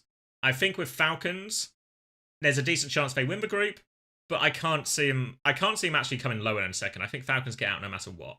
But with AG, I could see him winning the group. I could see them coming bottom of the group. They've got the variations there. I think we've seen lots of really cool things from AG. I think Sunjin has been an absolutely lights out for them in stage 2. I think Milgaru on the ball has actually been a really good look. I think there's a lot of reasons to be happy for, or hopeful for him. I think certain things like it being very Lucio heavy will hurt Lee Soo-min. You know, if they can play these sort of double flex and they can get Lee Soo-min onto the Kiri, I think that's a much better look for him, but I think it's difficult in this meta. So I do worry a little bit for AG that this isn't the best meta for him. But AG have also had a history from back when they were way, all the way through to this iteration, of playing their own stuff. Right? Playing their own stuff and still finding success with it as well. So I think there's always a chance. This is the team that's hardest for me to predict exactly because I don't know what to expect from them. I imagine once we've seen these first AG games, like when they play Falcons in this opening fixture, the nature of how they win or how they lose that game, I think will be a good indicator for what we're going to see from them throughout. So yeah, hard one to predict. We'll see how I feel as we go through the results. But Falcons, all right, where to start with Falcons? So it's going to be Proper and Merit, who are obviously really, really fucking good players. Sim for Proper, not a hero. And play one map of it on that Esperanza against Zeta Division, if anyone wants the LCQ. And Falcons won that map really convincingly. I don't think Proper was particularly impressive on the sim during all of that, but Proper does meet a lot of the conditions for what would be a good sim player, right? We know Proper is a very vocal player within the team, both in terms of, I guess, like out of game stuff, but also so I think he has all the ingredients to be a good sim team. I think you look at some of the core of this players like Chio and Fielder. Again, these are teams that have excelled in these type of metas before as well. Back on like Dallas Fuel and stuff, I remember there'd be like some sim metas and stuff, and Dallas looks really good at that time. Now obviously was with players like Hambin and stuff as well, right? So there's a lot of ingredients here for Falcons in terms of how they can be really good in this meta. Even though, like, I know they smashed Zeta Division, right? But there is a big bit of me when I watch that game, was like, was Zeta Division just a bit wank? Does Falcons smashing Zeta Division in the LCQ, does that mean Falcons are fucking back? Or does that just mean Zeta are fucking cooked? Like how far to each way should I go, Tama says Falcons not that insane. Yeah, well, you took a map off them, didn't you? Like the LCQ performance doesn't convince me, I guess, is like the long and the short of it. It doesn't convince me that Falcons are on course, but people are saying Falcons are looking pretty good in scrims. So in the same way we talked about Crazy Raccoon, right? And this core of players, this team's ability to always just find their peak level at the right time. All of that applies to Falcons. And if it wasn't for Crazy Raccoon, I think right now we're in a Crazy Raccoon era. It's undeniable. But if Crazy Raccoon just, ceased to exist, we rewrote history, I think we'd be in a Falcons era, So I think there's, you can never count, in the same way you can't count out Crazy Raccoons, you can never count out Falcons. And I think they'll probably, even though they've had a pretty horrendous stage 2, I think this tournament here is going to be their best look so far in stage 2. So, all of that said, we should probably start putting some numbers in. So AG versus Falcons. This is first to 2, remember, as well. So I think I'm going 2-1. I think I'm going 2-1. Put Falcons to go through, and AG to go down here. And then Weibo versus VP. Fuck. This is like... I feel like this is the battle of two teams with good players who are struggling right now. I think Weibo win it, actually. Obviously, I want VP to win. I'm rooting for them. And I think it is bad. I think it's worth noting as well, we're in first to first to 2, map pick is going to be super important. You know, like when these 5 map series, 7 map series, when we get to the grand final. Thank you, Wilder. Top 17 worst day ever. Keep me updated. Glad I made for top 17 though. When we see these 5 map and these longer series, the bans get less and less impactful as we go down the series. But in a first to 2 series, all these bans are going to be super impactful.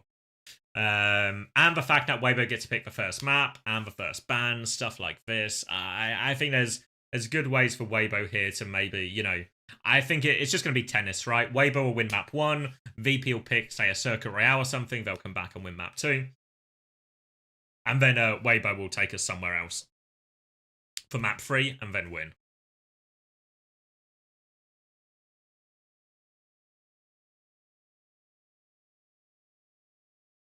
Shockwave is better than Shy at Freya. Yeah, I'd say so.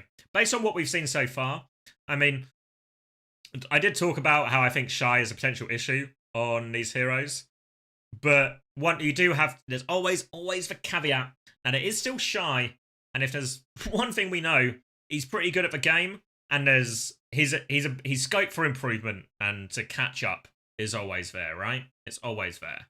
He needs to prove it, which is kind of rare. Normally, when we talk about Shy and hitscan heroes, we're never really like, oh, this guy needs to prove it, you know?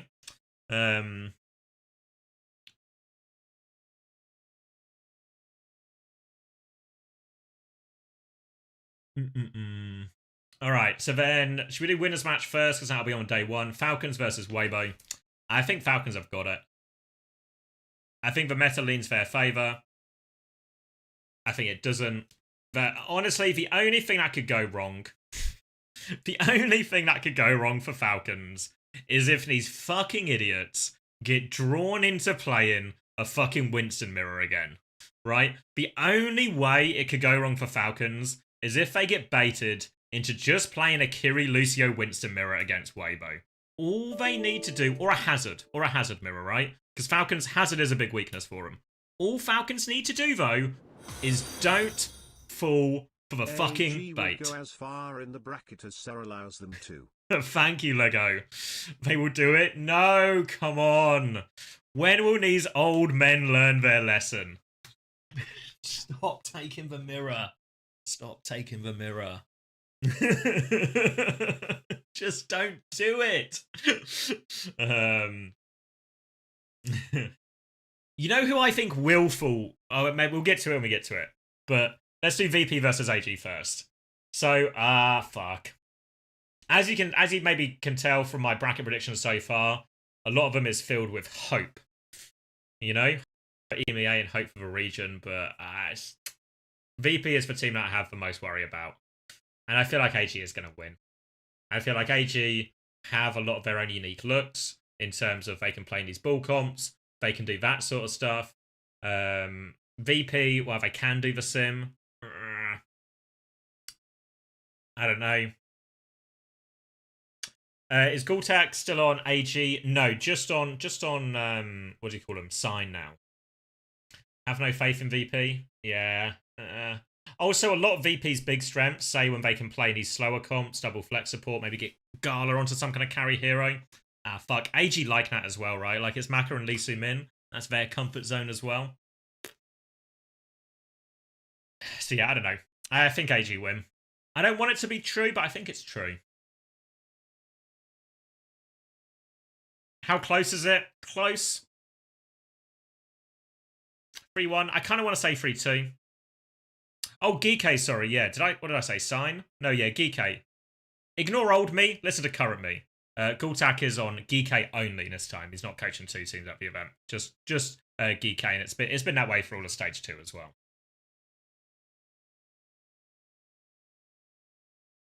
Okay. Yeah, you know I said earlier, like it's going to be a 3-1, but it's a closer to a 3-0 than a 3-2. I think this one is more likely to be a 3-2 than a 3-0, but I think AG win, which means we're going to have this Weibo versus AG. And you know what I think as well? I think if Falcons avoid falling for the bait, I don't think AG are going to do. are going to avoid it. I think AG, this team, they're so confusing to me. Because everything I like about this team, everything that makes this team so fun to watch, is the fact that they will play their own stuff, and they'll play like either really their own stuff, or they'll play something similar to the meta with their own twist, or something like this. But I just worry that AG, I just worry they're stupid, I guess. That's my biggest concern. Because I feel like, when I was watching the Korea playoffs, the team that had the worst bans, you know, we always give T1 stick for their bans and their map picks and everything like this. But I feel like T1 have actually improved. Like Stage 2 bans T1, I think, have actually been really good. I feel like AG, out of all the like major teams at this tournament, you know, no intended disrespect to like the Japanese and Pacific teams, but I think AG are just fucking idiots. I think they're going to end up playing fucking Hazard into Weibo a whole bunch or something, you know? I think they're just going to get suckered into that bullshit, and then they're going to play Hazard, and Milgaru, he's pretty good at Hazard to be fair, you know? But fucking Gushway's just going to be better. And I feel like AG, they fail the test of intelligence, and they just get suckered into the classic trap of mirroring Weibo on comps they want to play. You think Milgaru better than Gushway? Nah. I think like AG can and maybe even should win this series, but yeah. If AG don't fall for the Hazard trap, I think they're fine. But I think they will. An IQ gap? Yeah, exactly. I just worry that even though everything I like about AG is their unique styles and them playing their own thing, is I feel like they actually just don't do it half the time. I want to see them do it more. And while we're going to see a lot of teams at this event, I think lean into their strengths. Like, we're going to see TM and Alcad, they're going to be playing for Sims. Yeah, it's just going to fucking play D.Va in a load of places, you know? I'm sure we'll see Team Liquid as well lean into it. Lean into a bunch of the ball stuff and that where they can as well. You don't think Gushway's going to be better than Milgaru? I mean, Milgaru's good, but I don't know. Weibo are better at his comps. I think Gushway at Hazard, he's really good at it. I know he's not. You're probably right in the sense he's not had like the biggest tests, you know, compared to some of these others. But I think he's really good at it. I think I'd rank him above. I'd rank him above Milgaru. Obviously, you know, proof will be in the pudding, right? When these teams run into each other. But for my money, I'd put Gushway ahead. And I think especially as well, because if we're in a Hazard mirror as well, remember, right? We're not just in a Hazard mirror. Because it's not just about this part of it either, right? Because even though, yeah, I still think Gushway's better, but it's not just about this. What comps are going to be played with this? It's Kiri Lucio. And Kiri Lucio versus Kiri Lucio, inevitably. Lee Soo-min isn't very good at Lucio. I think. Meanwhile, Mew, his best hero is Lucio. I think Monk's Kiriko is really fine. So I just feel like the overall comp. Also true that Freya can be a lot harder into this as well. Because that's another big thing Asian have. Like, we talked about Shy's problems with Freya. And that is, he's struggled even in China, right? I think it's a reasonable point to talk about, well, you know, Gushway, Hazard, he's only had to beat Chinese teams, right? But Shy on Freya, fuck me, Shy was losing to Dia. And I mean no disrespect to poor old Dia, a real day oneer. But if Shy is struggling into Dia, and Weibo are banning Freya to stop Shy having to take the Freya mirror into Dia, what the fuck is going to happen when he plays Aid? You know? Like, fuck. It's a definite concern. But I think if you force a Hazard Kiri Lucio mirror, it's way harder to play the Freya.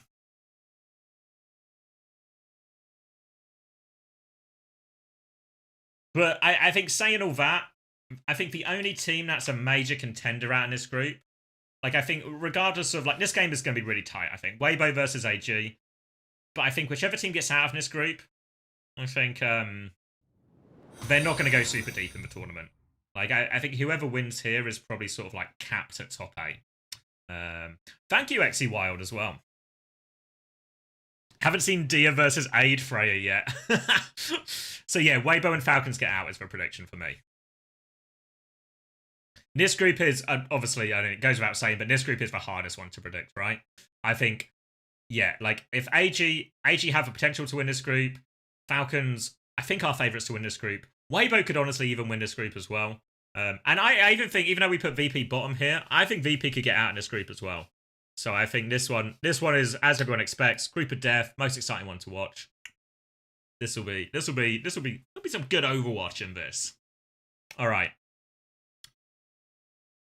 Yeah, second is a real dogfight. I think actually both of these, like, actually, I say that.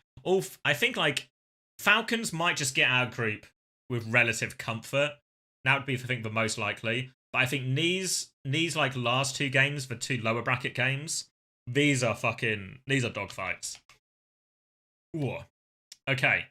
So, as promised, let's do a quick interval where we watch these lowlights from. Have I got the same link? Oh, I've got two lowlight videos. I've got one from Heartchain and one from X. So if you don't Heartchain, EWC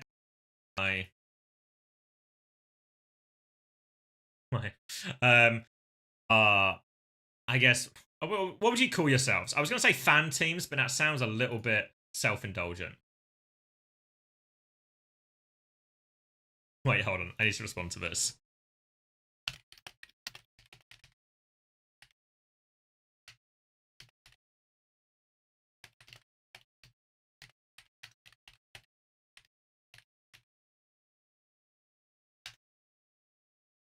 Affiliated teams. Partner teams? Yeah, that's good. That's good. Partner teams for sure. Okay. We can lead with that. Hold on. I just need to respond to these bloody VP. These VP pricks who won't do an interview.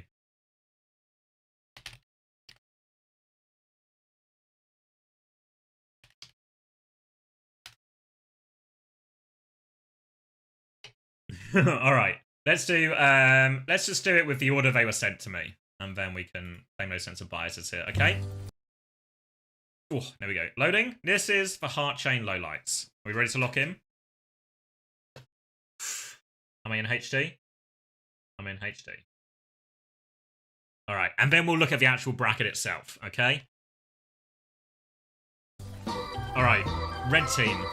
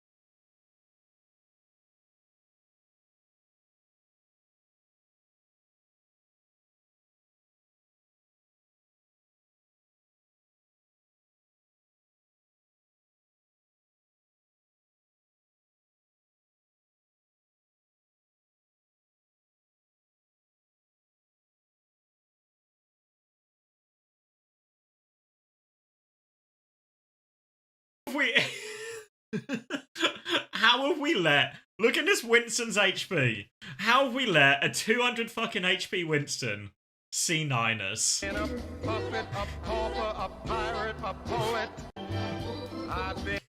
There's a 4-minute time bank.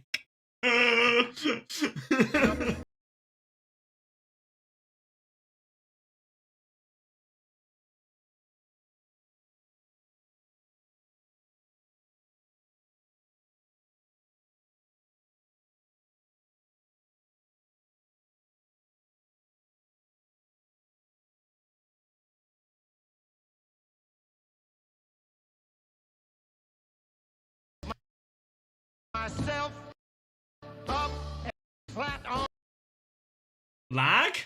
my Just face. lags? I picked It looked like you got myself booped at first, but there's like nothing to boop you.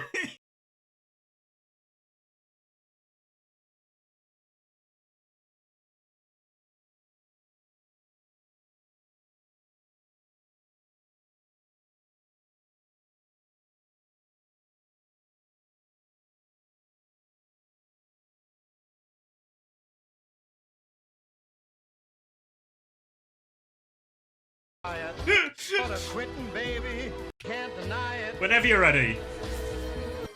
Oh, thank you, Shockers. Oh, wait, hold on, you respond.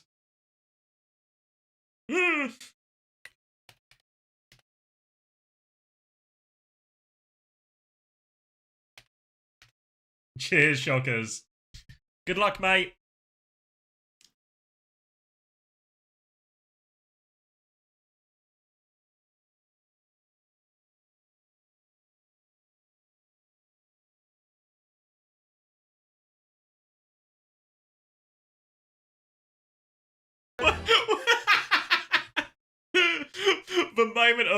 the moment of self-reflection after that pulse bomb. Just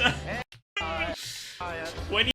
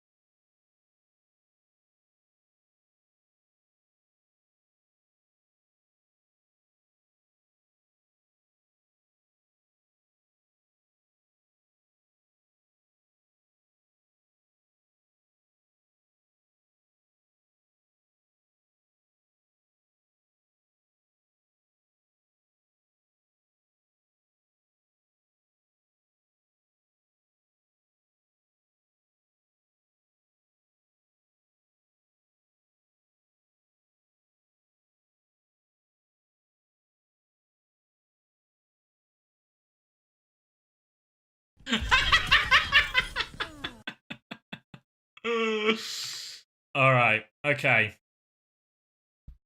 So that was Heart Chain. This isn't so Oh, fun. don't play the Sky Sports one. All right, so that was the Heart Chain one. So let's see. All right, this is the OWCX then. So let's see the comparison then, okay? Because honestly, yeah, I agree. It was quality. It was a quality lowlights video. Better than ours, low-key? Oh, fuck. All right, this is OWCX then. When OWCX and Heart Chain played each other, OWCX won. But let's see who's got the lower... I guess the winner has the lower lowlights, I think.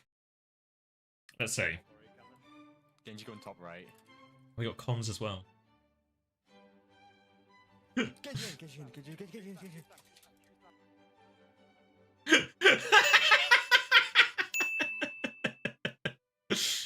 It's fine. I'm going nuclear in their backline with Valkyrie. Let me turn it up a little bit.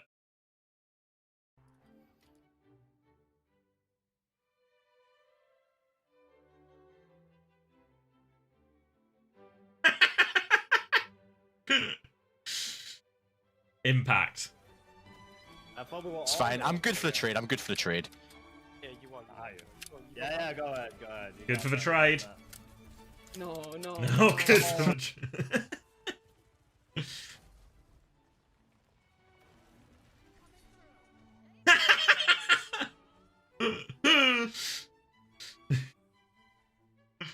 Oh.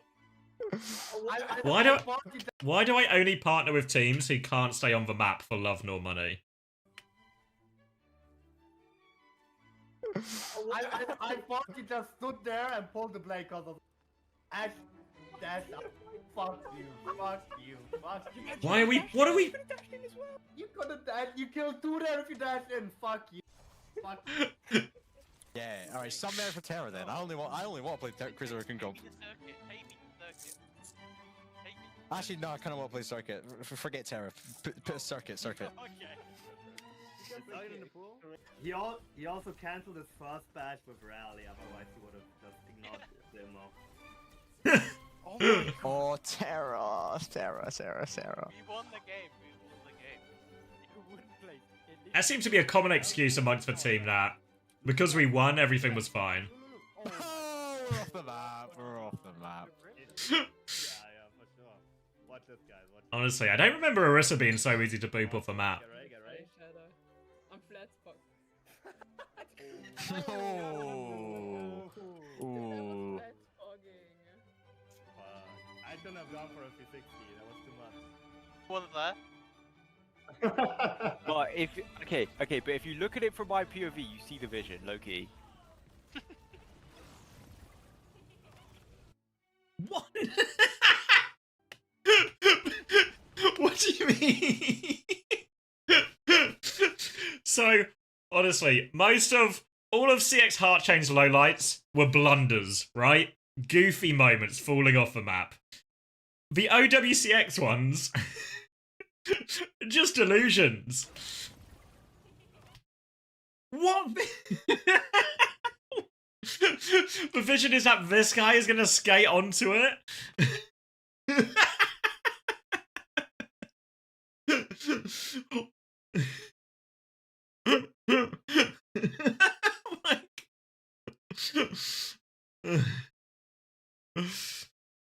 You've been signed as the new OWCX head coach, so you'll be staying on. They're not gonna know what hit him? Yeah, they're not gonna know. How long is it, Jacob? Because we need to get into the weeds of this one. Watch for. I think they use Pola. No? Let's swap everything. Yeah. They don't pull. They won't pull. No, no, ball. No, nice wall. Oh, We've got 2 picks, we're gonna win. We're gonna miss our bowler. Okay, K window. Air window. We don't peek it. Yeah. Just ball. Ball, can I? Ball, can I? Shoot the ball, guys. Yeah, we got the ball. Nice. Ball that. Okay, back. Yeah? Now look. Tornori. Shh, no, shoot, look. Oh, fuck, I'm a cock. No. Okay. Sorry.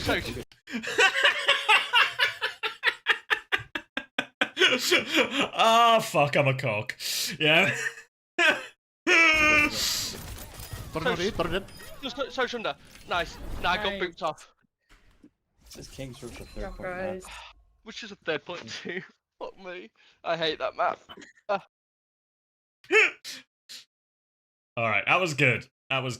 Honestly, I feel like I need to get you guys some kind of I need to get us like a shoe sponsor or something, right? Because we have no fucking grip on our shoes. There's no traction at any point. So I'll work on getting us some kind of sneaker sponsor. And then we're gonna some therapy. Should I get a better help sponsorship? We'll get a better help one, and we'll get some kind of new shoes. No, the other shoes. That's alright, guys. We'll get you for some shoes. Alright. Should we jump back into Esports World Cup? Ooh.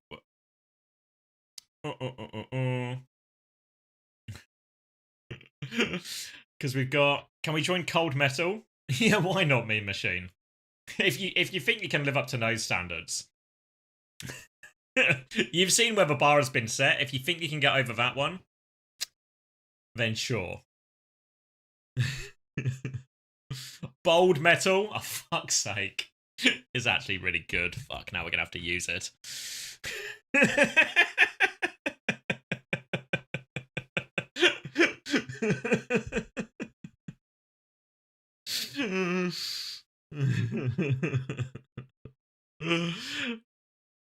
All right, let me make this bigger.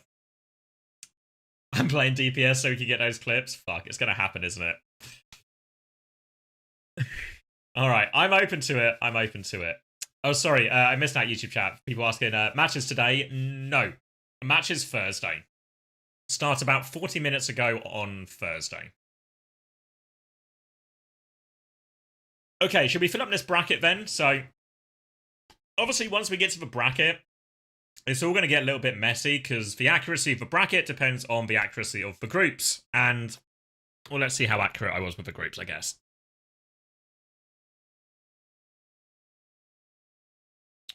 Oh, the Face It drops have started as well. Good on you, Pain. Wait, sorry, I missed this message from Winter Night. Team Liquid, Dark Horse. So I got them coming out of groups as the #1. We are going to see the return of Ronaldo as he always ups his game against Crazy Raccoon. All right, I'm believing it, Winter Night. You've convinced me. All right, so let me get this. Let me remember which group is which. So this is the Crazy Raccoon and Team Liquid one. So this will be Crazy Raccoon, and this will be Team Liquid. And then Group A, oh, not Falcons in 1. And Weibo in 2. And Group C, this will be Alcancia, right? Ali Q. This will be GK. And then Group D. Oh, which way? And this is the one. This is so if I'm right, there's no way T1 Crazy Raccoon. I mean, that's literally what I wrote, isn't it? So I guess I have to match up with my previous decisions. All right. So if I'm right about groups, this is our bracket, which means Crazy Raccoon T1 is going to be a quarterfinal, which feels like really hot. But I mean, this is the chaos that can happen in single elim, I guess. Because I think actually. You know, if you ask me to put like top teams at this event, obviously Crazy Raccoon, obviously T1, Falcons in the mix, and then maybe Alcad and TM. Like maybe that's like the top 5. Obviously it's not going to work out perfectly like that because of the way these single elim brackets will work, but I think that would be my top 5. And that maybe tells you some of the results I'm going to get here as well. I think TM are in this is really similar to the Alcancia. Actually, it's maybe not. I think this is just a 3-0. I think it's a really rough one for Team Liquid. And to be fair to Team Liquid, even if I'm wrong about the groups and they have to play T1 instead, I think regardless of Team Liquid, whether they have to play TM or they have to play T1, they're not getting past top 8, I don't think. Then Alcad versus Weibo. I think this is domination as well, actually. This is, and this will obviously be the only Chinese team in it as well. Yeah, so those are the ones I'm most confident on. I'm confident Falcons will beat GK. Maybe I've got like a little bit more legs in GK, I think. Pardon me. But yeah, so I think actually some of these quarterfinals relatively straightforward. But yeah, big believer in that. Then Crazy Raccoon versus T1. Fuck. If anyone watched Uncoachable, you'll remember that I said the top 3. Did I say it would be? Did I say? I said T1 Crazy Raccoon, and then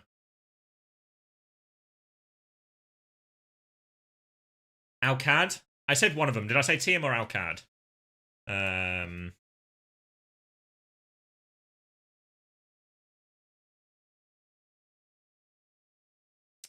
no Esports World Cup this year, unfortunately. Just for co-stream.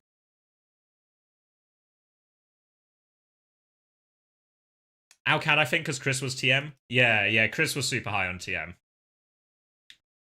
So, I don't know. So, obviously, if, like, I'm trying to... Because I think this is, like... This is T1's best shot at beating Crazy Raccoon. It's always impossible. It's like... Fuck. It's like... The problem with Crazy Raccoon, I think Unter maybe said it best when he said, it feels like T1 can't do it against Crazy Raccoon, but that's always true when you get these sort of... these dynasty teams or these teams that are just so successful over such a long period of time, right? You just can't see them losing until they actually lose. So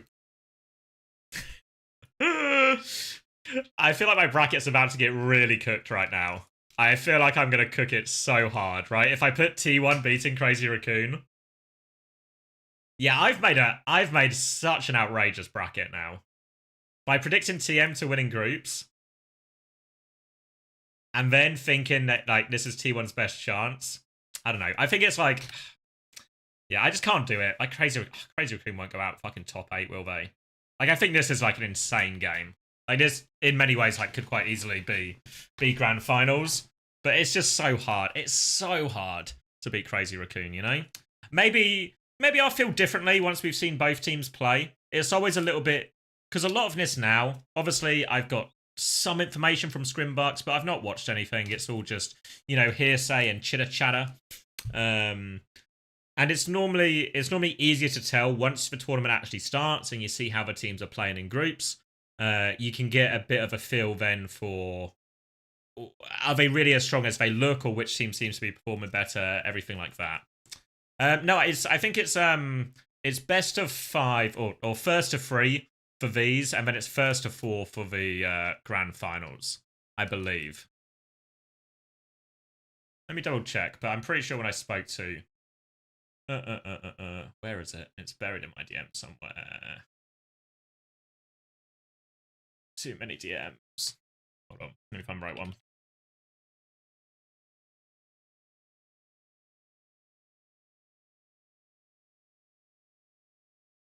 But I'm pretty sure it's just first to 3 up until the grand finals.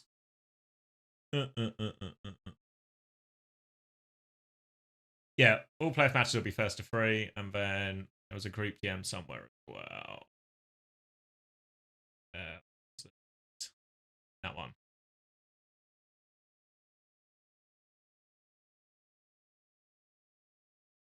Yeah, first to 3, then first to 4.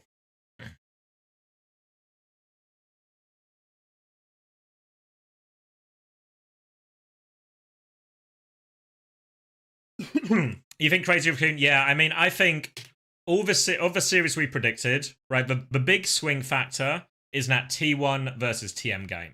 Because if you look at the positions, or the respective positions, the winner of Group D gets such a better side of a bracket. Like if TM win that group, they actually get to the grand final, I think. You know? Like if TM win the group, they get to the grand final.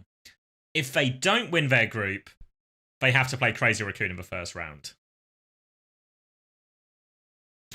So the impact of that Group D game is huge for both teams. It's like, cannot understate the difference between it, you know? Cannot understate it. Could Weibo have a better chance of getting top 4 if they place first? Yeah, I think so. I think this... I mean, Geekei are a tough team, but I think I'd rather play Geekei than Alcacia, for sure. What if CR gets second in their group? If Crazy Raccoon gets second in their group, then it screws everyone over. If anything, you know when Nightmare won in Hangzhou and Crazy Raccoon suddenly got down to the lower bracket, and then it ruined all of the lower bracket for everyone else. Like all those other teams in the lower bracket, like, yeah, let's try and get a bit of momentum. Let's get ourselves back into this. We can string a few games together, get ourselves like a decent finish. And it's like, by the way, you're now fucking playing Crazy Raccoon in your lower bracket semi-final. What do you mean I'm playing Crazy Raccoon in the lower bracket semi-final? That's not how it works. That's not fair. That's not what happens. I guess I'm just getting fucking bummed then, aren't I? All right, cheers. But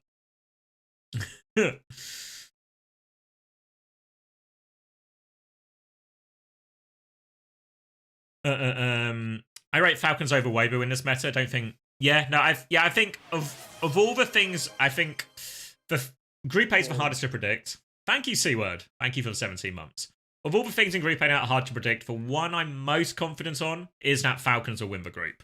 I think that's the one I feel strongest about. I think the second spot is a real dogfight. You believe TM can win T1 and Team Falcons only with Symmetra? Yeah. I think there's obviously like some conditions that help, right? The map pool really helps. The meta really helps. But remember last time Sim was really meta? Wait, was it the last time? Maybe it wasn't the last time. But another time it was really meta was, of course, the Overwatch World Cup. So, wasn't quite the same level of competition, but I can clutch at some examples there.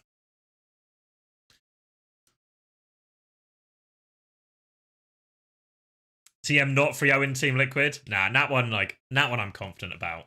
So in this, oh wait, I'm using the wrong pen. Hold on, let me use the red pen. I guess I can use a different color, but let's use this pen because it stays in.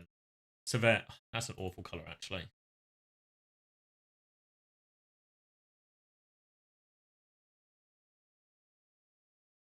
Is that one easier to see? So then yeah, it'll be Crazy Raccoon, Alcad, and then TM. And then Falcons.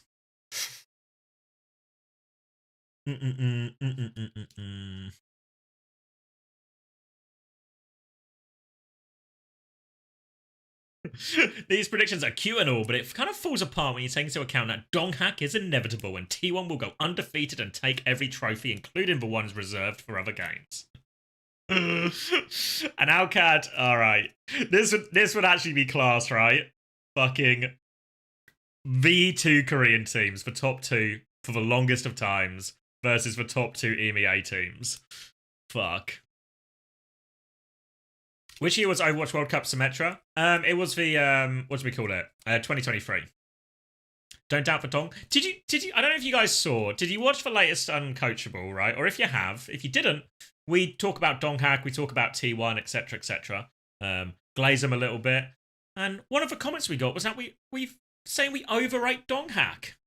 I feel like, I don't know. I feel like you can't overrate that guy. Like, I think he is just the best tank. Like, who's even close to Donghack right now in terms of tank? Like, on individual heroes, yeah.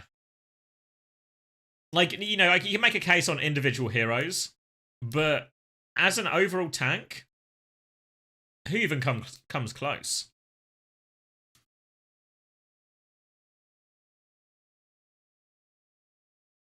Mag, jump in. I don't think he does, you know. Jake, good shout. I don't think Jumpin's even that close, honestly.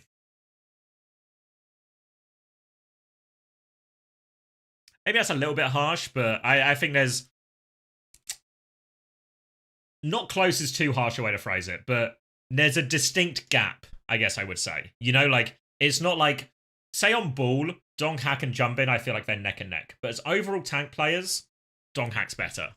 You know, like, it's not like we're not talking like a canyon between them, but there's a distinct difference. So yeah, I mean, I didn't feel like it was a hot take for us to glaze Donghack, but apparently someone in YouTube chat felt we were a little bit too keen on the young guy. That's a terrible way to phrase it. Why did I say it like that?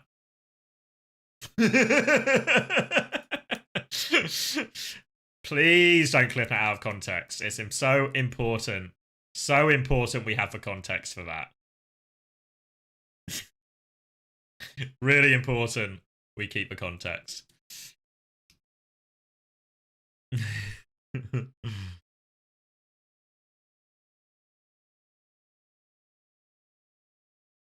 Think someone is overhyped? I think I don't think someone's necessarily overhyped. I think the way he's been portrayed is incorrect. Because originally we talked about someone as like the flex god, right? And I think at the time it was kind of true, right? But if you think about Season 6 Grand Finals, he would always counter-swap the enemy tank, right? And this is where he got his big reputation. But if you look at the tanks in play, what tanks was everyone playing? Sigma, Orisa, Reinhardt, right? And he mostly only did, and I guess a bit of Winston as well, but he was mostly only playing the Sigma and the Reinhardt, right? So he got this reputation as a flex god. Whereas in reality, he was a counter-swap god. Maybe that's a more accurate way to say it. But really, he was a counter-swap god, and all the heroes that were viable were heroes that he was pretty good at. You know, even the Orisa, I don't think he was crazy at, actually, but that was the one he played the least out of all of them. But his Sigma was genuinely nuts. Like, I think he actually had a really insane Sigma. But I think when you look at Florida throughout the season, like, do you remember the first part of the year in that Season 6 where we were just in Winston, Tracer, Sombra meta for ages? And someone just got beaten by, like, Fearless and Gushway every time, and Donghak. So I feel like he's got good flexibility, and he's got quite a unique hero pool. You know, the ability to be really good on the Ram and the Winston and the Sigma. That's pretty uncommon, right? That's not, you know, even if these players that have like pretty wide hero pools, that's like a weird combination. You know, like Zarya is actually really good as well, you know?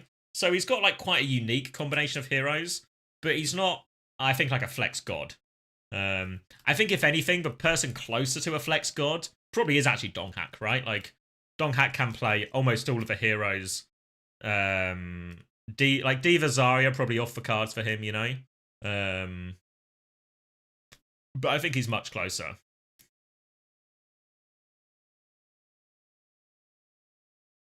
Not uncommon, he's literally the only one. Yeah. Wrong super was the real flex god. True. You're right. Classic super erasure. But yeah, so I think someone's been mischaracterized a bit, and then what happens is once a player gets an identity or like a thing they're known for, they then get typecast essentially. So then as soon as we've seen these metas where the heroes that are relevant, like, think even when he was on Toronto, right? When it was like an Orisa and Malga, really wasn't a strong suit at all. And then he comes into Falcons and he's having to play a lot of Hazard, and he just feels really behind on that hero. It feels like everyone's like, well, I thought this guy could play everything. And it's like, it was never true, right? He's getting judged harshly for not meeting a standard that was set for him that was never true in the first place, if that makes sense. So I think he gets like a bit of an unfair rap in that sense. Like he's getting judged against an essentially imaginary previous standard that everyone set for him. Whereas I think actually, yeah, like I don't know, like these things always start from a bit of an amalgamation of everything, right?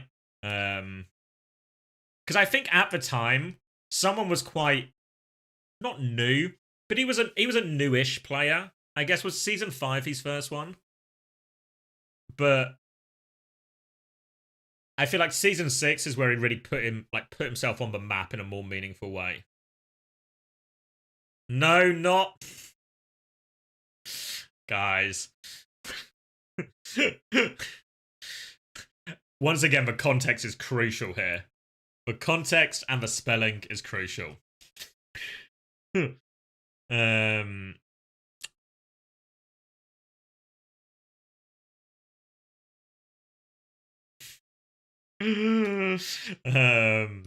I was gonna say, yeah, appreciate that. No time. But yeah, so I think actually someone is still one of the best tank players in the world. There's just certain heroes he doesn't have in his pool, right?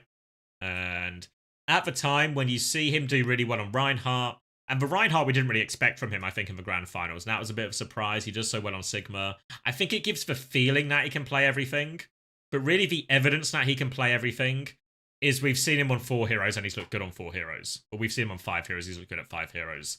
And that's not all of them. So I think he's just been like mischaracterized, suffering the consequences a little bit. I think as well, Falcons get a lot of scrutiny, and I think fairly so, because they're the most expensive team in the world, right? So if you're the most expensive team in the world, if you're going to spend the most money, what you should do, you fucking win, right? You should win.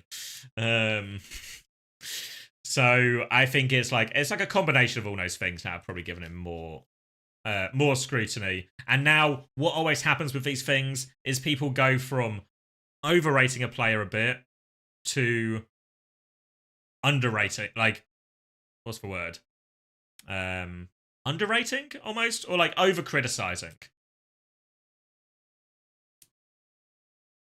Over-hating, that's the word. Yeah, like people are now like overcorrecting essentially. They're now like, oh, this guy's, you know, and then people do this thing that pisses me off so much where they're like, I guess he was just never that good. I was like, what do you mean he was, even if you were right now, and that doesn't change the past, you can't just rewrite history to say it was always the same as today. Otherwise, that's not how history works. But that's a rant for another day. Yeah, I think the RAM is a big swing factor for Falcons. I think the fact that RAM is going to be really popular, is a big saving grace for someone and Falcons. All right. Should we do some stuff then? All right. TM versus... Which one? Look. I want to believe, but it's fucking Crazy Raccoon, man. It's just fucking Crazy Raccoon, man. There's nothing...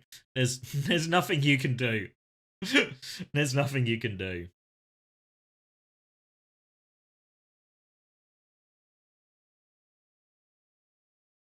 Yeah. Like, I think it's tight. Like, I think all these teams we talked about, you know, if you weren't here at the start, when we do in a single limb, I talked about my top 5, essentially. And I think Crazy Raccoon, T1, Falcons, Alcad, and TM are my top 5. And I think, actually, these top 5, it's anything can happen, right? There's real interchangeability here.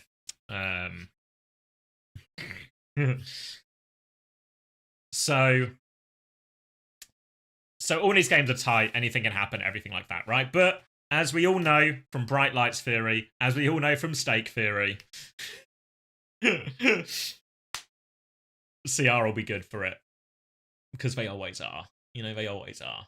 And they do have one thing that both is not true for Falcons, but it is true for T1 and Crazy Raccoon, is they do have more of these alternative comps, where they can just play a ball in 1 or 2 places, you know? And it doesn't necessarily win the series outright, but it can give them a map. So then TM versus Falcons. Yeah, fuck it. It's close, but this time, fuck, this is actually Chris's logic, right?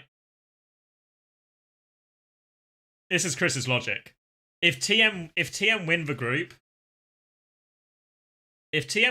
they really can get to grand finals.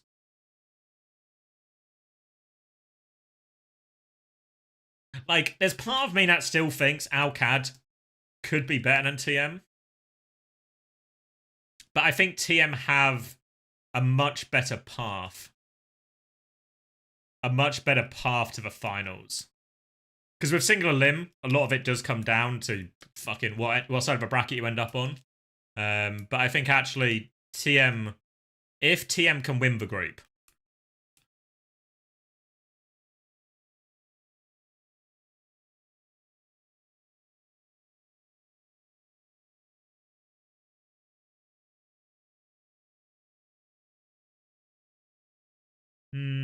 Yeah, what I'm trying to do now is think of like the alternate situations, right? Because this bracket on the sort of left-hand side of your screen right now all depends on me being right about groups, which, you know, I'd like to always be right, but I also live in the real world, so there's going to be something wrong here. Let me finish this bracket, and maybe we can do, like, an alternative. Why is there not a lower bracket? I don't know, like, I know people dislike... I think the problem with single limb isn't actually this part of it. This part of it would be fine if we had a more robust group stage. But we don't have a more robust group stage due to limited scheduling and all this stuff. Thank you, Lord Kuma. Thank you for the 17 My months. 1.5 year badge. Like, I don't think single elim is an inherently problematic format, but it is if you don't have a big group stage. Like, for context, you might already know this if you watch a lot of CS, but CS do a lot of single elim as well. But what CS normally have is like a weak group stage where they cover again. Fixtures. Because the thing we lose from this single elim is, you know when I said, like, let me use my pen. This one here, right, it's either T1 or TM. So let's presume Crazy Raccoon beat both of them.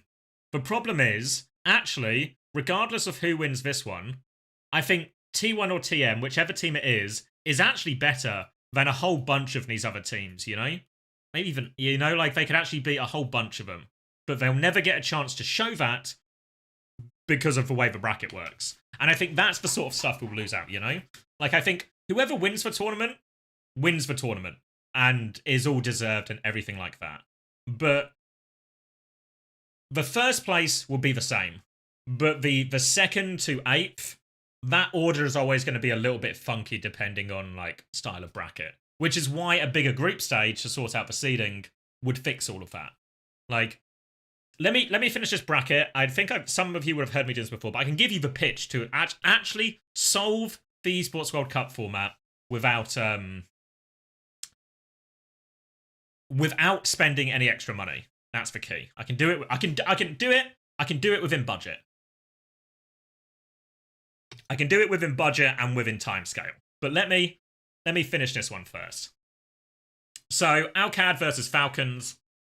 The third place match is always a little bit weird. There is a $40,000 is the difference between winning and losing this third place game. So as much as, you know, third place, whatever, 40 grand, I'd be fucking up for it, you know? And also if I'm Alcad, fuck me do I want to beat Falcons, you know? Like, this is, maybe it means more to Alcad than it will to Falcons in this situation a little bit, but, you know, I think there's, like, enough reasons to be up for it. The crowd is going to be behind Falcons, I think, a decent amount as well, so the crowd will really be up for this game. But, I know, I think Alcad can do it. This one's going to be, oh, wrong pen, hold on. This one's going to be, first to 3 as well. So I know I'm sort of predicting, like, fucking the most insane close games ever, and invariably this won't be true. But I guess it's more of an indicator that I think the game is close.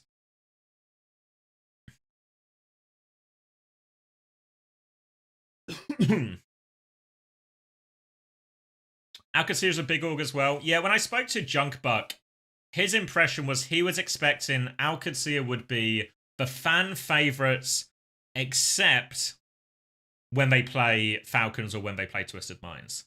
So I think he was expecting, I guess, to be like the third most popular team with the crowd. Is there a way to measure statistically how wrong you are? There will be in a week.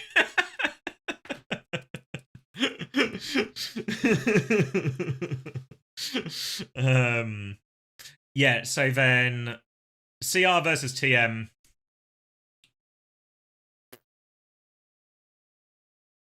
I mean, CR are winning. I'll sort of, I guess I'll pull the plug on any sort of like hype or tension on that. I think CR win. It's probably like a 4-2 or something, you know? Yeah.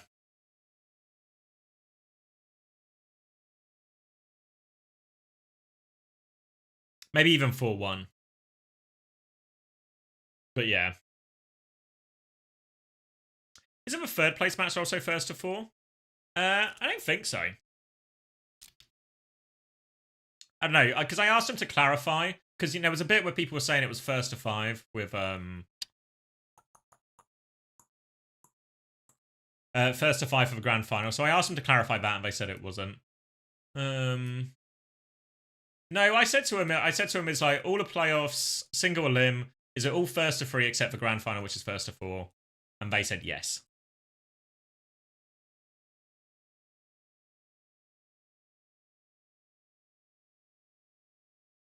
So yeah. All right. There's some hot takes in here. I think that TM versus T1 game is going to be super important in terms of how strong the sim is, but it's also going to be super important. Winning this group makes your lives so much easier. Like, yeah, if TM win the group, they're going grand final.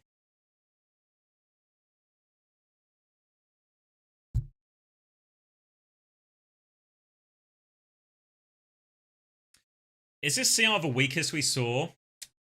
No, I don't even know. I don't even think it's like a CR weak. I think it's everyone else strong. What would your preds be if it was Sev versus Alk and F versus TM? What would my preds be if it was CR versus Alcad and... I've already done the CR versus Alcad one. Yeah, I've already done those ones. Yeah. I think TM beat Falcons, Alcad. If you mean it the other way around, I think Alcad would beat Falcons as well. I think. But I think Crazy Raccoon are the most likely Korean team to beat both of them.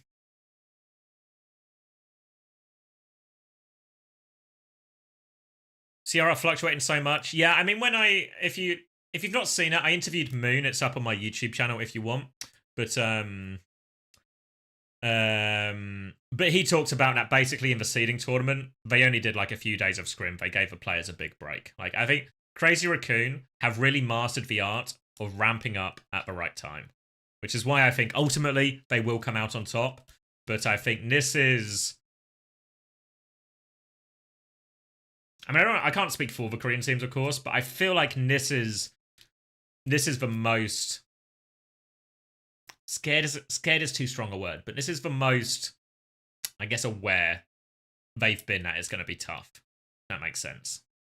I'm not really happy with that phrasing, but like my impression is that the Korean teams are treating the strength of EMEA in this meta very seriously.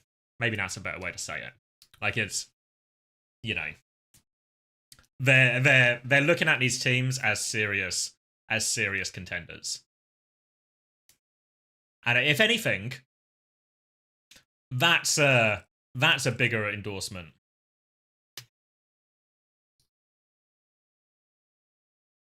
You sure that Weibo is over AG? No, yeah, like the TLDR is, I think... Oh, thank you. Oh, sorry. I don't think I actually said thank you 301, Zach. I just read the question.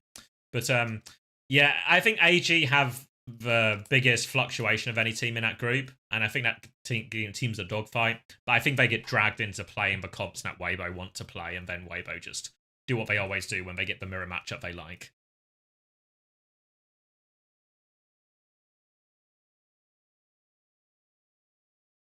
Nah, Proper isn't going to lose to TM and Alcad. A proper believer. I mean, you know, I could be wrong. All of these things are. I'm just reporting the word on the street, you know? Just for word on the street. What's your casting / co-streaming situation for the games? Thanks, Moloch Walker. Not casting, but we'll be co-streaming all of the games. For the first 2 days where we've got an A stream and a B stream, I'll be just sort of cherry picking which I think is best. Yes, more pre-tourney interviews. The street is not Chris. There's plenty of people on the street. Look, honestly, I can understand why people would be skeptical. In many ways, I am the boy who cried wolf. But as we established at the start of the stream, what was true ultimately in that fable? There really was a wolf at the end of it. And I think this time there's really a wolf. And if you don't believe me, that's fine. I'm just a guy who heard some things and then said some stuff. But there's going to be a lot of interviews coming out over the next couple of days. I think I want to say... Wait, let me do some counting. Where's my thing with all the things? 1, 2, 3, 4, 5. 5 more interviews to come out. Watch those interviews and see... Make your own interpretation.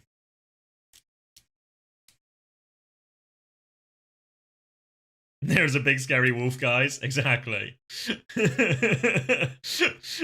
There will be a wolf at the Esports World Cup. So yeah, I don't know.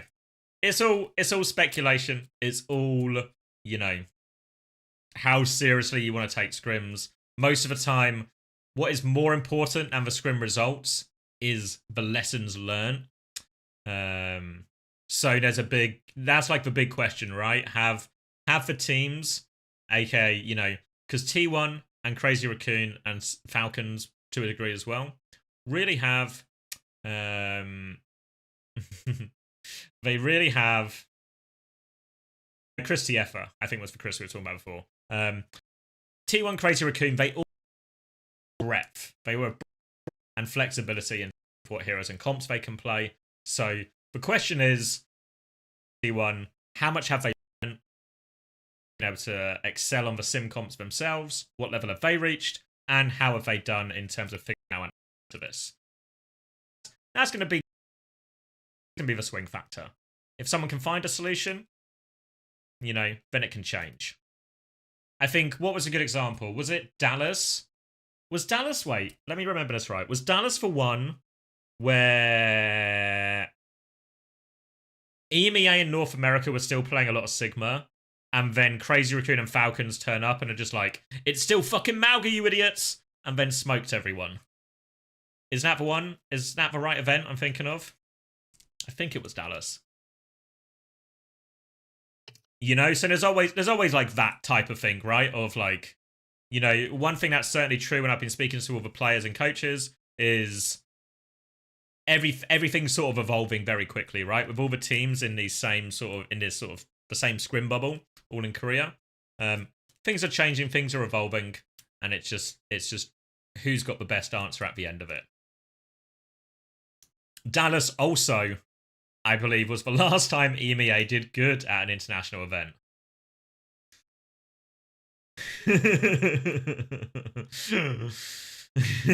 So, honestly, you know, I feel like we're owed one at this point, right? I don't know how many of the people watching are from EMEA, but we're owed one, surely, right? The universe, karma, we're owed one by now. Like, Dallas was fucking ages ago. We're owed a good performance.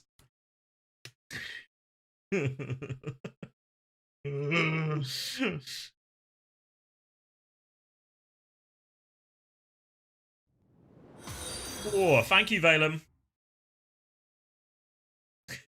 Well, this is part of the fun, right? See, because I admit my prediction record has not always been true. And sometimes when we've talked on Uncoachable and previous, certain regions have either overrated themselves or their hopes and dreams, their forecast for their own performance hasn't been met at all, right? But is this not part of the fun? Is this not part of it? Is this not what you want? You want to know the, what's the word? The lay of the land before you go in. Where the teams are doing and how the deal they're going to do. So, and this is, you know, I'm just a pundit. What do I know, mate? But watch the interviews for yourself and let me know if you feel the same way after hearing it. I guess from a more direct and reliable source, I guess. Someone in the interviews even put EMEA above Korea completely. Do what you want with that. Classic talk sport pundit. I mean, like, as much as, you know, I guess I've given myself a little bit of was that person a European? No. And I'm telling, that's verified. That's, I mean, it's going to be proven in a couple of days. That person was not European. Sorry, not just not European individually, not representing a European team. So do what you want with that.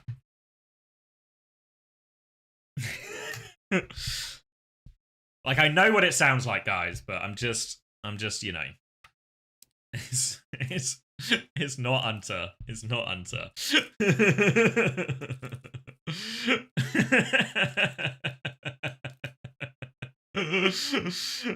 No, none of these things are true. Look, you know, it's all for fun. It's nice to up the ante, right? It's nice to get excited. And as much as I am like, I'm egging it on a bit. But it's just a sprinkle. There's foundational. There's a real foundation to this. There's a real foundation. So we'll see if it's true.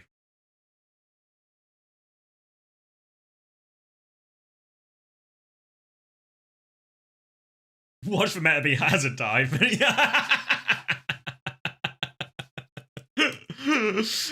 I mean, there's a chance everyone's wrong, you know? There's always, you like, what's the word?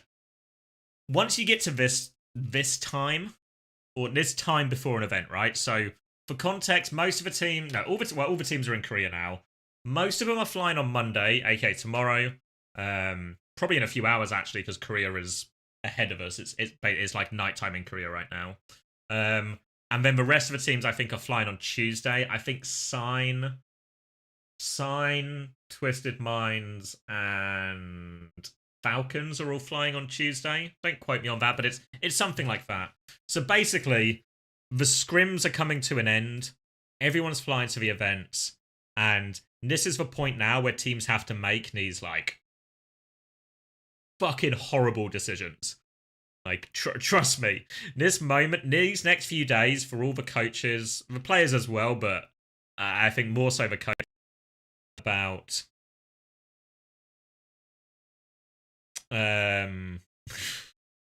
about do we play the comps we were playing? Do we change? What do we do? What do we do when we get to that fucking match day and we have to pick our comps? It's fucking this is like real sleepless night type stuff, you know?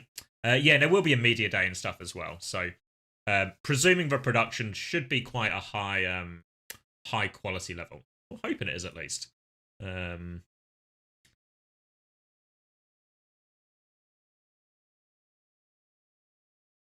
Nah, not that type of bad. But yeah, there'll be a media day, so we should get like a decent amount of production and stuff. Thank God it. Yeah, no one's staying up on TM because there's no. So it's just fun. Just do what Yubi says and it will be okay.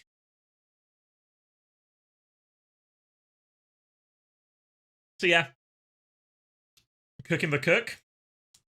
I mean, what's the point of doing predictions if you just say if you just like rank the teams in order? Like, I remember a bit of a tangent here, but do you know when I do the power rankings videos, but before each stage, right? And I'll power rank for teams and I'll explain my reasoning and everything like this. And then a lot of the time people, and obviously some of my predictions have been better than others, of course, right? But some people say like, well, how can you rank this team above this team when this team finished X? You know, finished in this place, finished above them in the previous stage. And it will be like, I don't know what people expect when they say stuff like that. It's like, do you want me to do a power rankings where I just take 1st to 8th from stage 1 and just copy and paste it and put it in stage 2 and go, yeah, well, this team will probably win because they won last time. And this team will probably come second because they came second last time. Yeah, and this team came 3rd last time, so I think they got a great chance to come 3rd this time, you know? It starts on Thursday, Drakers. Thank you, DD. ALQ winning it all. ALQ winning it all. It's going to be a 4-day event. The point is to be correct. I think the point is not actually to be correct. When we talk about predictions and power rankings and stuff. I think the point isn't to be correct. The point is to be fair and set expectations, right? Because I feel like, what's a good example? It's more about setting the stage and the this is actually such an uncoachable answer. It's more about the theory than the results. You know? Like, what's a good example? Okay, so do you remember in stage 1 I did my power rankings for EMEA? And in my power rankings for EMEA, I put Alcacia quite high. I believe I put them 3rd, right? And then I think this came true actually, right? They actually did finish 3rd. And in many ways, you can just say, well, looks like I'm a fucking genius, eh? I'm so smart. I said number 3, Alcacia, and then number 3, Alcacia. I can't remember if it was actually right, but it was something like that, right? I predicted Alcacia did, and they ended up doing better than a lot of people thought they would do. So I was like, bang, super smart. But if you go back and watch the video, don't actually go back and watch the video, it's all kind of just irrelevant now. But my primary reasons for it, have I got 2nd in the end? Oh yeah, so even better, right. So okay, yeah. But I was on the right track, right? In terms of rating Alcacia as one of the top teams, I was in the right, like, ballpark. But my reasons for it was, 1, I thought Junk Buck would actually be a massive help. And like a big factor in them doing better than people expected. I think that one came true, right? That was a prediction that I think held true. I also thought Checkmate and Lubza would actually be really good. Especially Checkmate. I know lots of people were down on Checkmate, but I thought Checkmate was still a class player. So I think that one came true as well, right? But I predicted Tread would be a big reason why they would be good, because they actually have a good tank coming at all. I don't know if anyone saw Ziad coming. I guess Haku saw Ziad coming, but outside of Haku and maybe some of the players who had played with Ziad before, really saw Ziad being the player he was, right? So in many ways, if you actually look at that me thinking Alcacia will do better than people think they will, I was like, I was more right than I was, but it wasn't everything. If that makes sense, you know? And I feel like that's where the predictions should be really judged. I guess in the theory, you know? Thank you, Herman645, for the tier 1. I'm trying to think of another good example.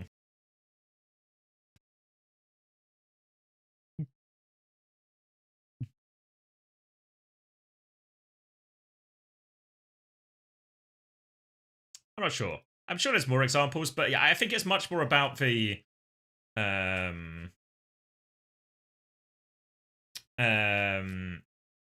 theory behind the predictions. Like, that's the more important thing, right? Like, I'm less interested. Like, let's say somebody does their pick'ems, right, on this Esports World Cup fantasy website, and they get the entire bracket right, okay? Does that mean they're the smartest person in Overwatch? Or are they just fucking lucky? You know? Yes. Yeah, it does. All right. Okay.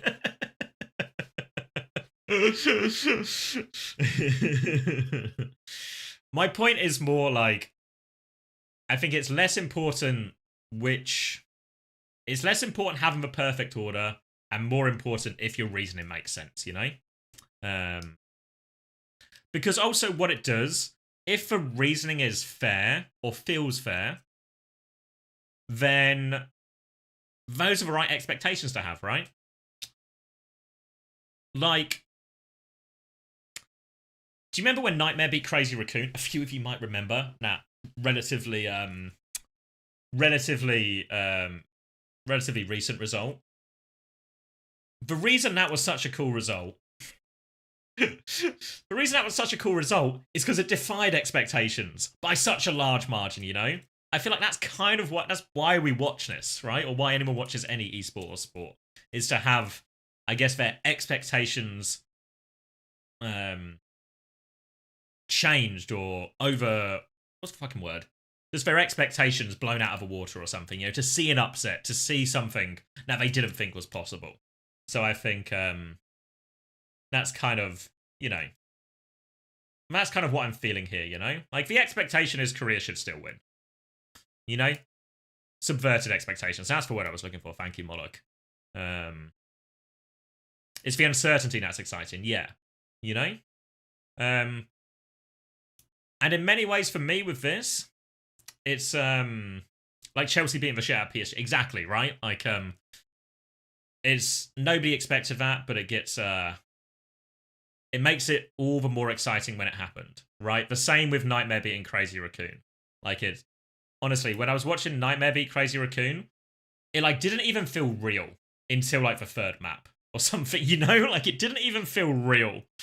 Like when we were getting to that Route 66, it was Route 66 where it sunk in that it's actually going to happen. You know, when they were actually one fight away, or they were, you know, 1 point away from capping it. It didn't feel real until it was that close. Like as soon as it got to that bit, it kind of hit me like a wave of, oh my god, it's going to happen. And I think, you know, that's what I think, you know, not to like go off on too many tangents here, but that's what I think like good punditry is. Like setting those things up, setting expectations, and setting, I guess, where we are in the story of all of these teams. Because at CR, you always think they're going to win it until they didn't. Yeah, exactly. Like, you just presume they're going to win every game because they have a better team, but that's not how sports works, you know? That's not how competition works.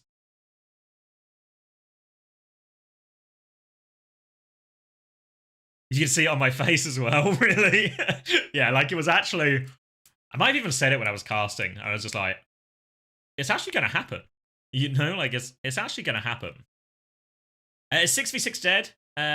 Yeah. From I guess from a competitive standpoint, yeah. No, I'm not going to the Esports World Cup. I'll be co-streaming it from home. Not invited, unfortunately. Maybe next year. But I have got the official, what you call it, the code. I sent them the co-streaming form to get approved for that. So I've got the official co-stream thing. Yeah, so it'll be I'll be casting with Hunter, and we'll have plenty of other guests and stuff as well. Yeah, I'm still with SSG. I'm still with SSG. Only Hunter got the boot. Imagine the final would be TM and Alcad. It'd actually be, how class would it be to have like a TM versus Alcad map 7 final in Riyadh at the Esports World Cup. All the best Saudi and Arabian players on one team or the other. For all the marbles. Now that would defy expectations. Thank you, Space Jazz.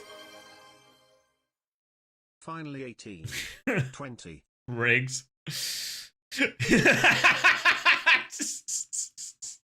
It's such a good bit, actually, if it's like an all Saudi Arabian team final. It's like, yeah, rigged. Yeah. Thank you, though, Space Jazz. Got fired or no. Hunter's choice. Hunter stepped down, I guess is the correct term. Focus on content, which means we'll be seeing more of him.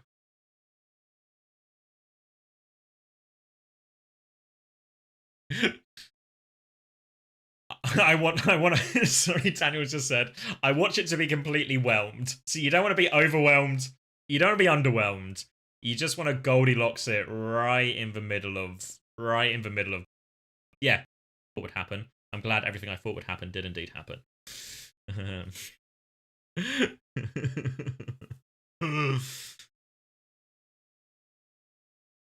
It actually happened. Yeah, he's not on the team anymore. Yeah, no, he quit. Space station to slop station. I like that.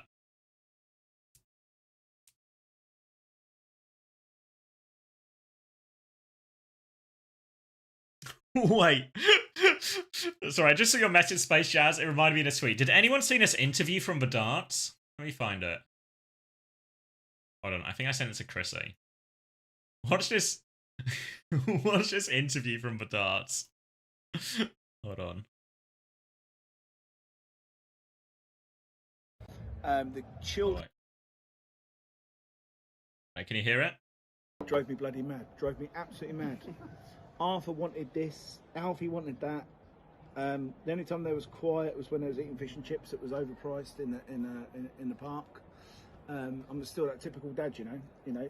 We sit down on a bench in a pleasure park. We've got seagulls trying to attack us. We paid 50 This guy's a darts player, by the way. 50 quid, let me tell you. Fish and chips, bad fish and chips and all, not good fish and chips.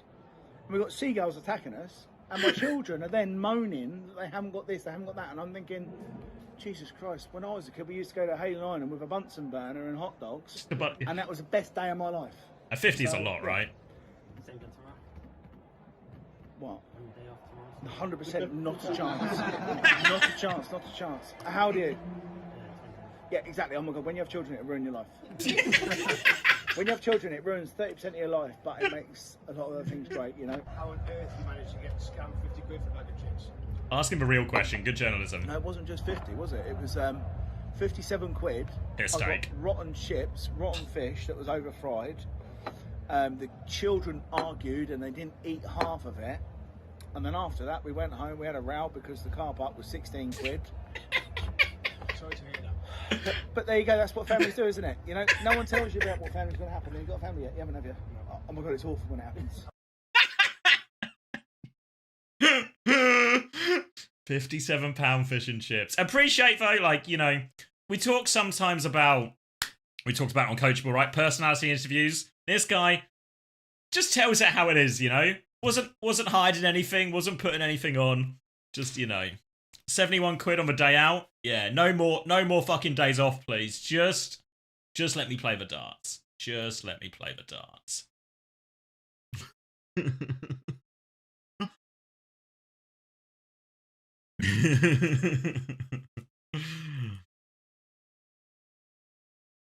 You hope the Moon interview is like that? Yeah, that was basically play for play the Moon interview.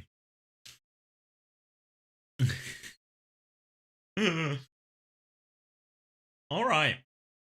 Okay. I'm gonna go grab some more water, actually. But I've got a meeting at 4. But I guess... let me go do that.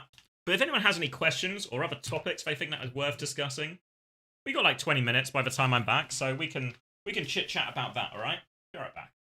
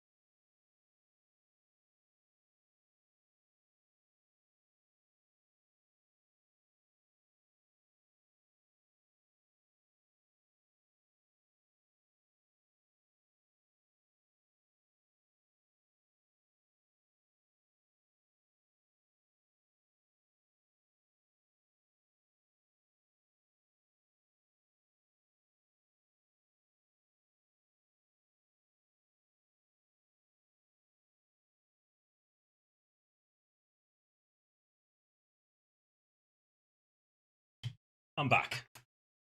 All right, I've got an ethical question for everyone. There was a spider's web.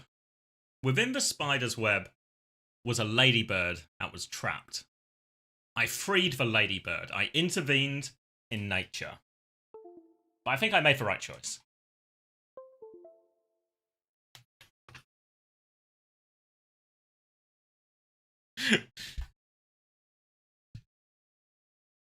Why didn't I kill the ladybird? That's 100% the wrong answer. I killed neither of them. Should have left it in? No, I feel like I was on the ladybird side. I feel like I was intervening in nature, but it's small. You always see it in documentaries, right? Where they talk about not intervening in nature, you know? They just have to let it happen. I can't pick and choose who lives and dies. I literally just did. I just did.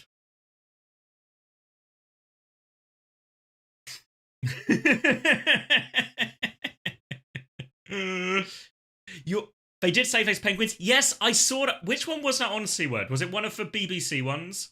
Where they did intervene and they saved the penguins, right? The penguins fell into like a crevasse and then they saved the penguins. They intervened in nature. I guess that one was a bit more straightforward, as in you weren't taking food away from another animal. You were just saving them from a natural, or just from a hole. You're just getting penguins out of a hole, you know? You can get penguins out of a hole.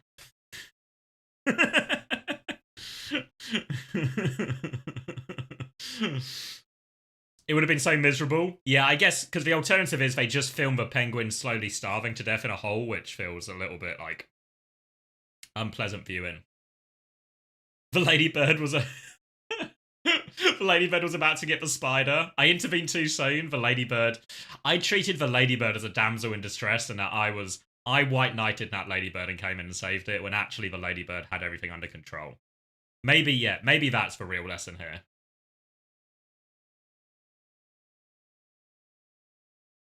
Yeah, it's true. Yeah, if the penguins were just getting attacked by a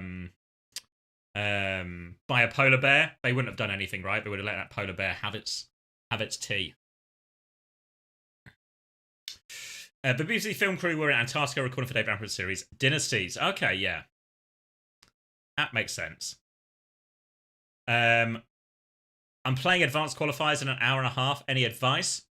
Just focus, mate. You've got it. This is why you play games, you know? Most important thing in these things, obviously play to win, focus, lock in, listen. Always remember to listen. People's ears always shut down in big matches. People's ears shut down. Keep listening to your team, keep talking, and ultimately, this is why you play in these things, right? So we would always say that, like Chris would always say that to the guys when we would play these big LAN events. It's just like, remember, this is really fucking cool. These are the big games. This is why you start competing, to play in these big moments. So remember to try and find a way to enjoy it. Anxiety.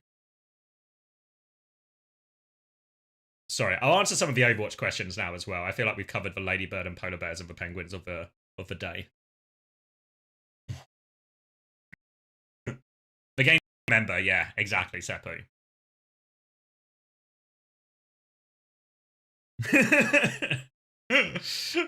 Of course, mate. Sorry, let me scroll up because people were asking it. I was actually in Lost this weekend for a stag do. Was fun. Stumbled into Pride too. Oh, that's good. Yeah, Armo, who plays in the Uncoachable FPL League, he was in Nottingham for some flag football as well. So I guess Notts is just the place to be. Sorry, Moat has an actual one. If TM or Alcad win it all, won't that be the end of EMEA versus NA discussion for like a solid 2 years? I mean, I feel like... Well, thank you, Goobler. Thank you for the Prime. I feel like... The problem with Overwatch is it's always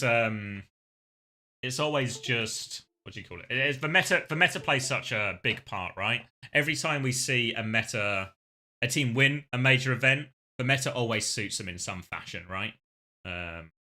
Or like 9 times out of 10, more than 9 times out of 10. So I don't think it'll be the end of the argument, but how's Greepsy looking? Oh no, Rack. Oh no, Rack. I'll scroll, Rack, but just make sure you're sitting down. Sorry, Rack, mate.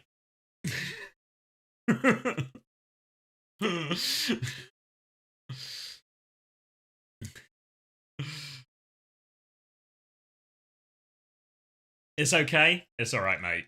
I've been predded for worse. When do you fly, Rack? I feel like most people go in Monday and Tuesday.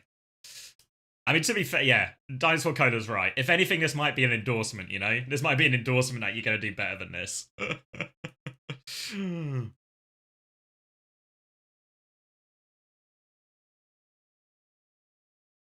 26 hours? All right. It'll be good. I mean, one thing I think someone asked earlier, and I forgot to answer, but someone asked about like if I think this event will be like bigger and better than Hangzhou. I think there's a chance for production's better to a degree, you know, in terms of like what we see on screen and the stage and the setup.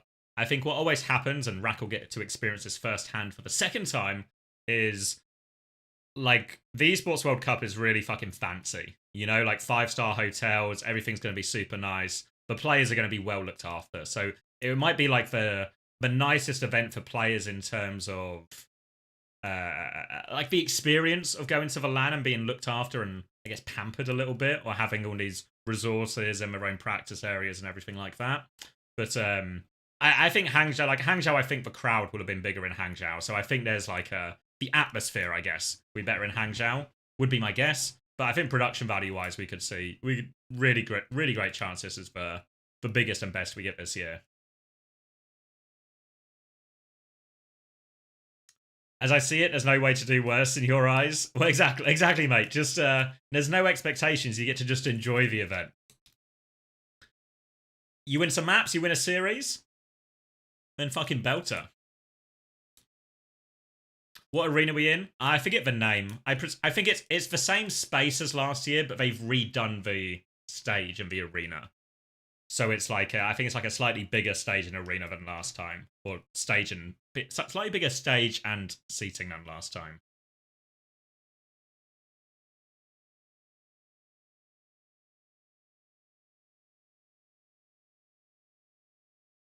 And I don't know if anyone's seen, you know, the what's it called? You know the key crushing press? What's the press called? Is it a I was going to say hyperbolic press, but that's not right. I only know hydraulic press, thank you. Hyperbolic press. It claims it can press quite a lot, but it can't press as much as it claims. Hydraulic press, yeah. So they've made that more of like an on-stage area. It happens in front of everyone now. Apparently it's loud as fuck, so that'll be fun.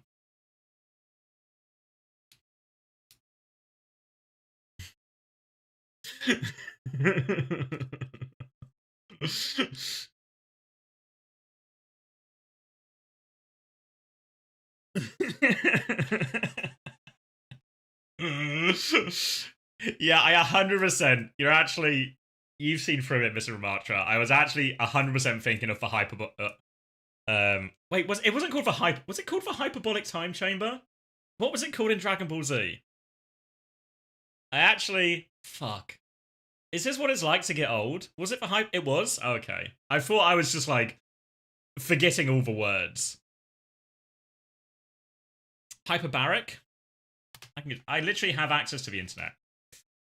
Dragon Ball Z hyperbolic time chamber. Okay, there you go. I'm not quite old and senile yet. But the players have impressed this year.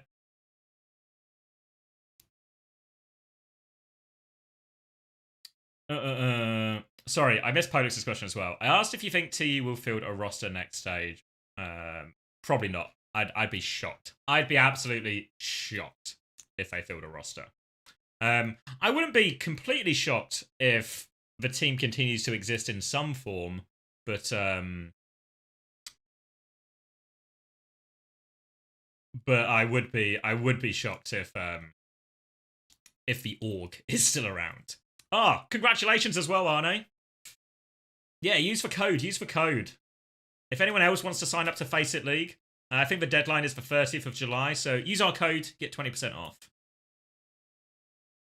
Any speculation where players will go? I don't know. It feels like Vision seem to be clearing house a little bit, which implies they're making space for maybe some of those players. But I have no inside information. That's just, you know.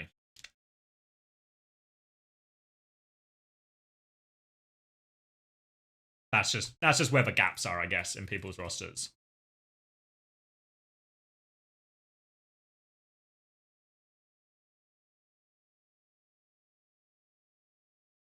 No way they are speed to join. That can't be true. Just can't be true.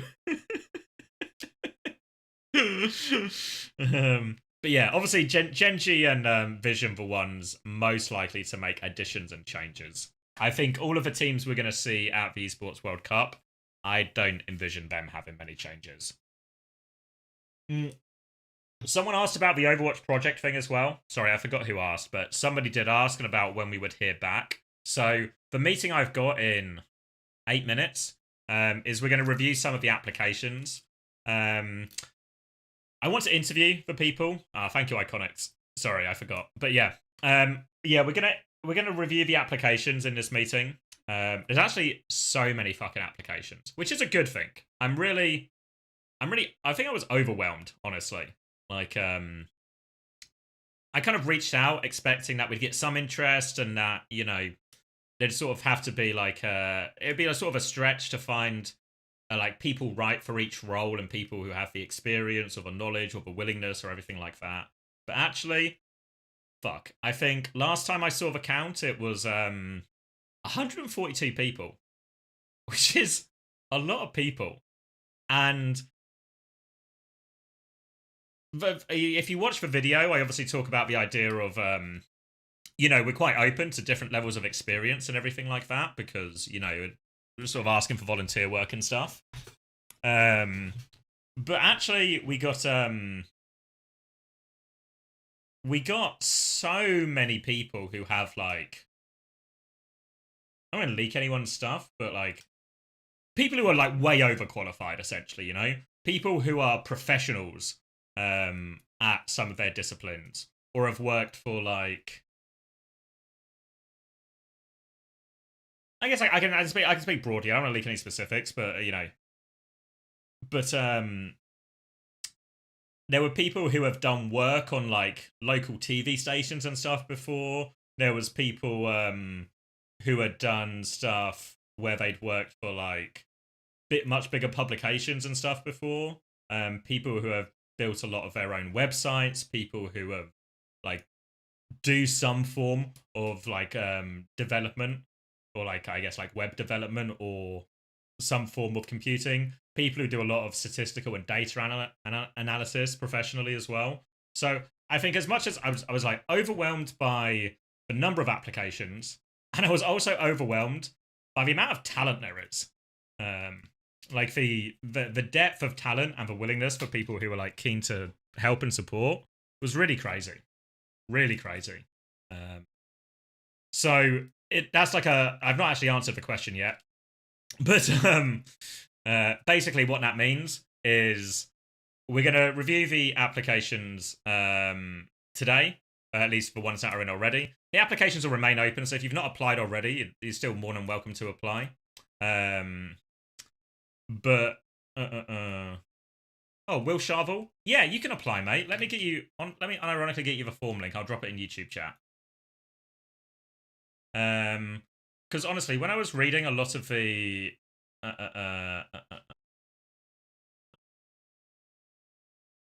this one. Wait, is this gonna? Let me just. I don't want to accidentally leak anyone's like responses or anything.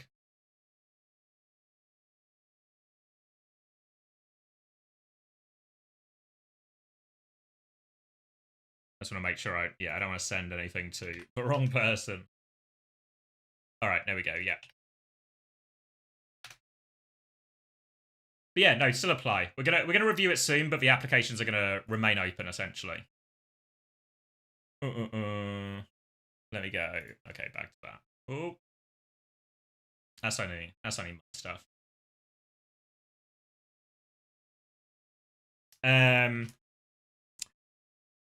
But yeah, so we're gonna sorry, I will actually answer questions. We're gonna review stuff today, and then I'll reach out to a few people over the next couple of days. There's probably going to be a little bit of like a pause on it, just because obviously the Esports World Cup starts on Thursday, and then I'm going to be co-streaming all of it every day, Thursday, Friday, Saturday, and Sunday. So that's going to be a very packed part of the week for me. And then come after that, that's when everything's going to, I think, kick into gear a little bit more. But honestly, the amount of stuff, people sending me their work examples, I'm watching videos people make on YouTube. The standard was fucking insane. I'm watching people who have made like full-length documentaries. I'm watching some really fucking cool frag.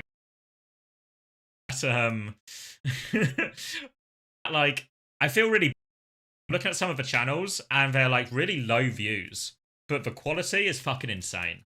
So I'm hoping by bringing everyone together and putting it all under sort of one banner, we can do a lot. Like, I need to be careful because reading all this stuff, reading all the stuff that everyone's been able to do so far in like their own sort of projects and individually, in my head, it's like it set off so many ideas to do more.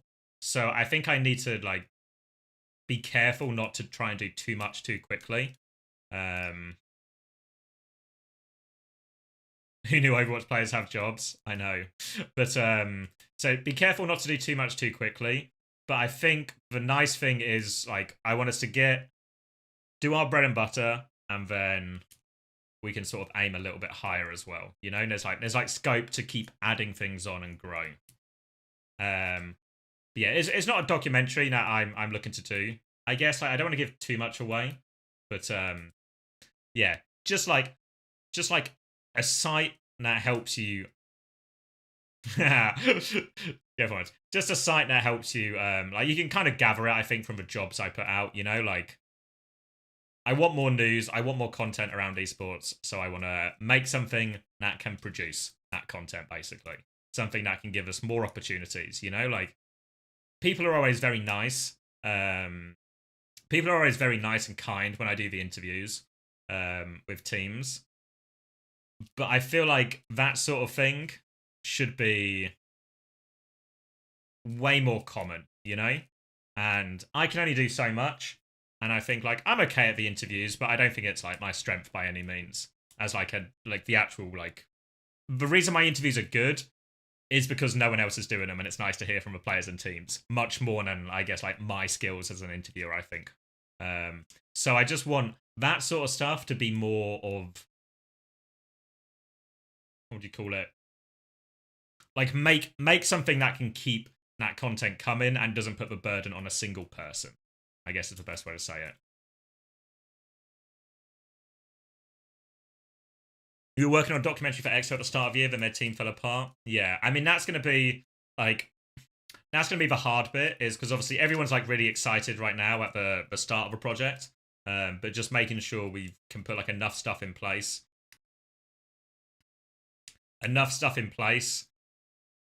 deliver on everything we want, and then we can just like core stuff we want, then we can go even bigger, you know, because I think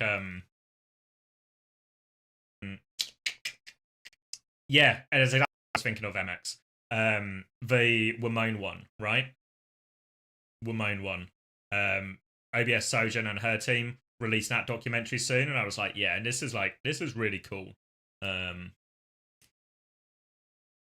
anyway, I should go because I'm going to be late for this meeting. So I'm quite happy to talk about it more, but I think if you applied, firstly, thank you so much. I've read every application, like no joke. I've read every application. And I'm so impressed by everyone and their willingness to help. The pressure is now on me to pick the right people and make it actually happen. And I'm going to do absolutely everything to make sure it happens. Okay? So if you are just waiting to see what happens, then I ask for patience because it's going to be a while before any of this becomes like a public thing. Give us time to get everything ready. Give us time to set up something cool, and I'll make it happen. All right, let's hit someone with a raid. Is Max still streaming? Is Max still Rimini Sky, if you know what I mean? And yes, if you're interested in the interviews, there will be one more today from Twisted Minds. Oh, thank you, Course Comet. Appreciate the 11 months. Be indeed. I'll send you to Max. Go find out if Max is up Rimini Sky, as I believe he is. And I'll see you guys on Thursday for the Esports World Cup. If you're not already, go subscribe to my YouTube. Interviews coming out every day in the lead up to that event. Some of them are fucking insane. Like, you won't... There's lots of really nice, insightful stuff, but some of the things that people have committed to saying, outrageous. Outrageous levels. So, stay tuned, guys. I'll send you over to Max, and let's get ready for the Esports World Cup.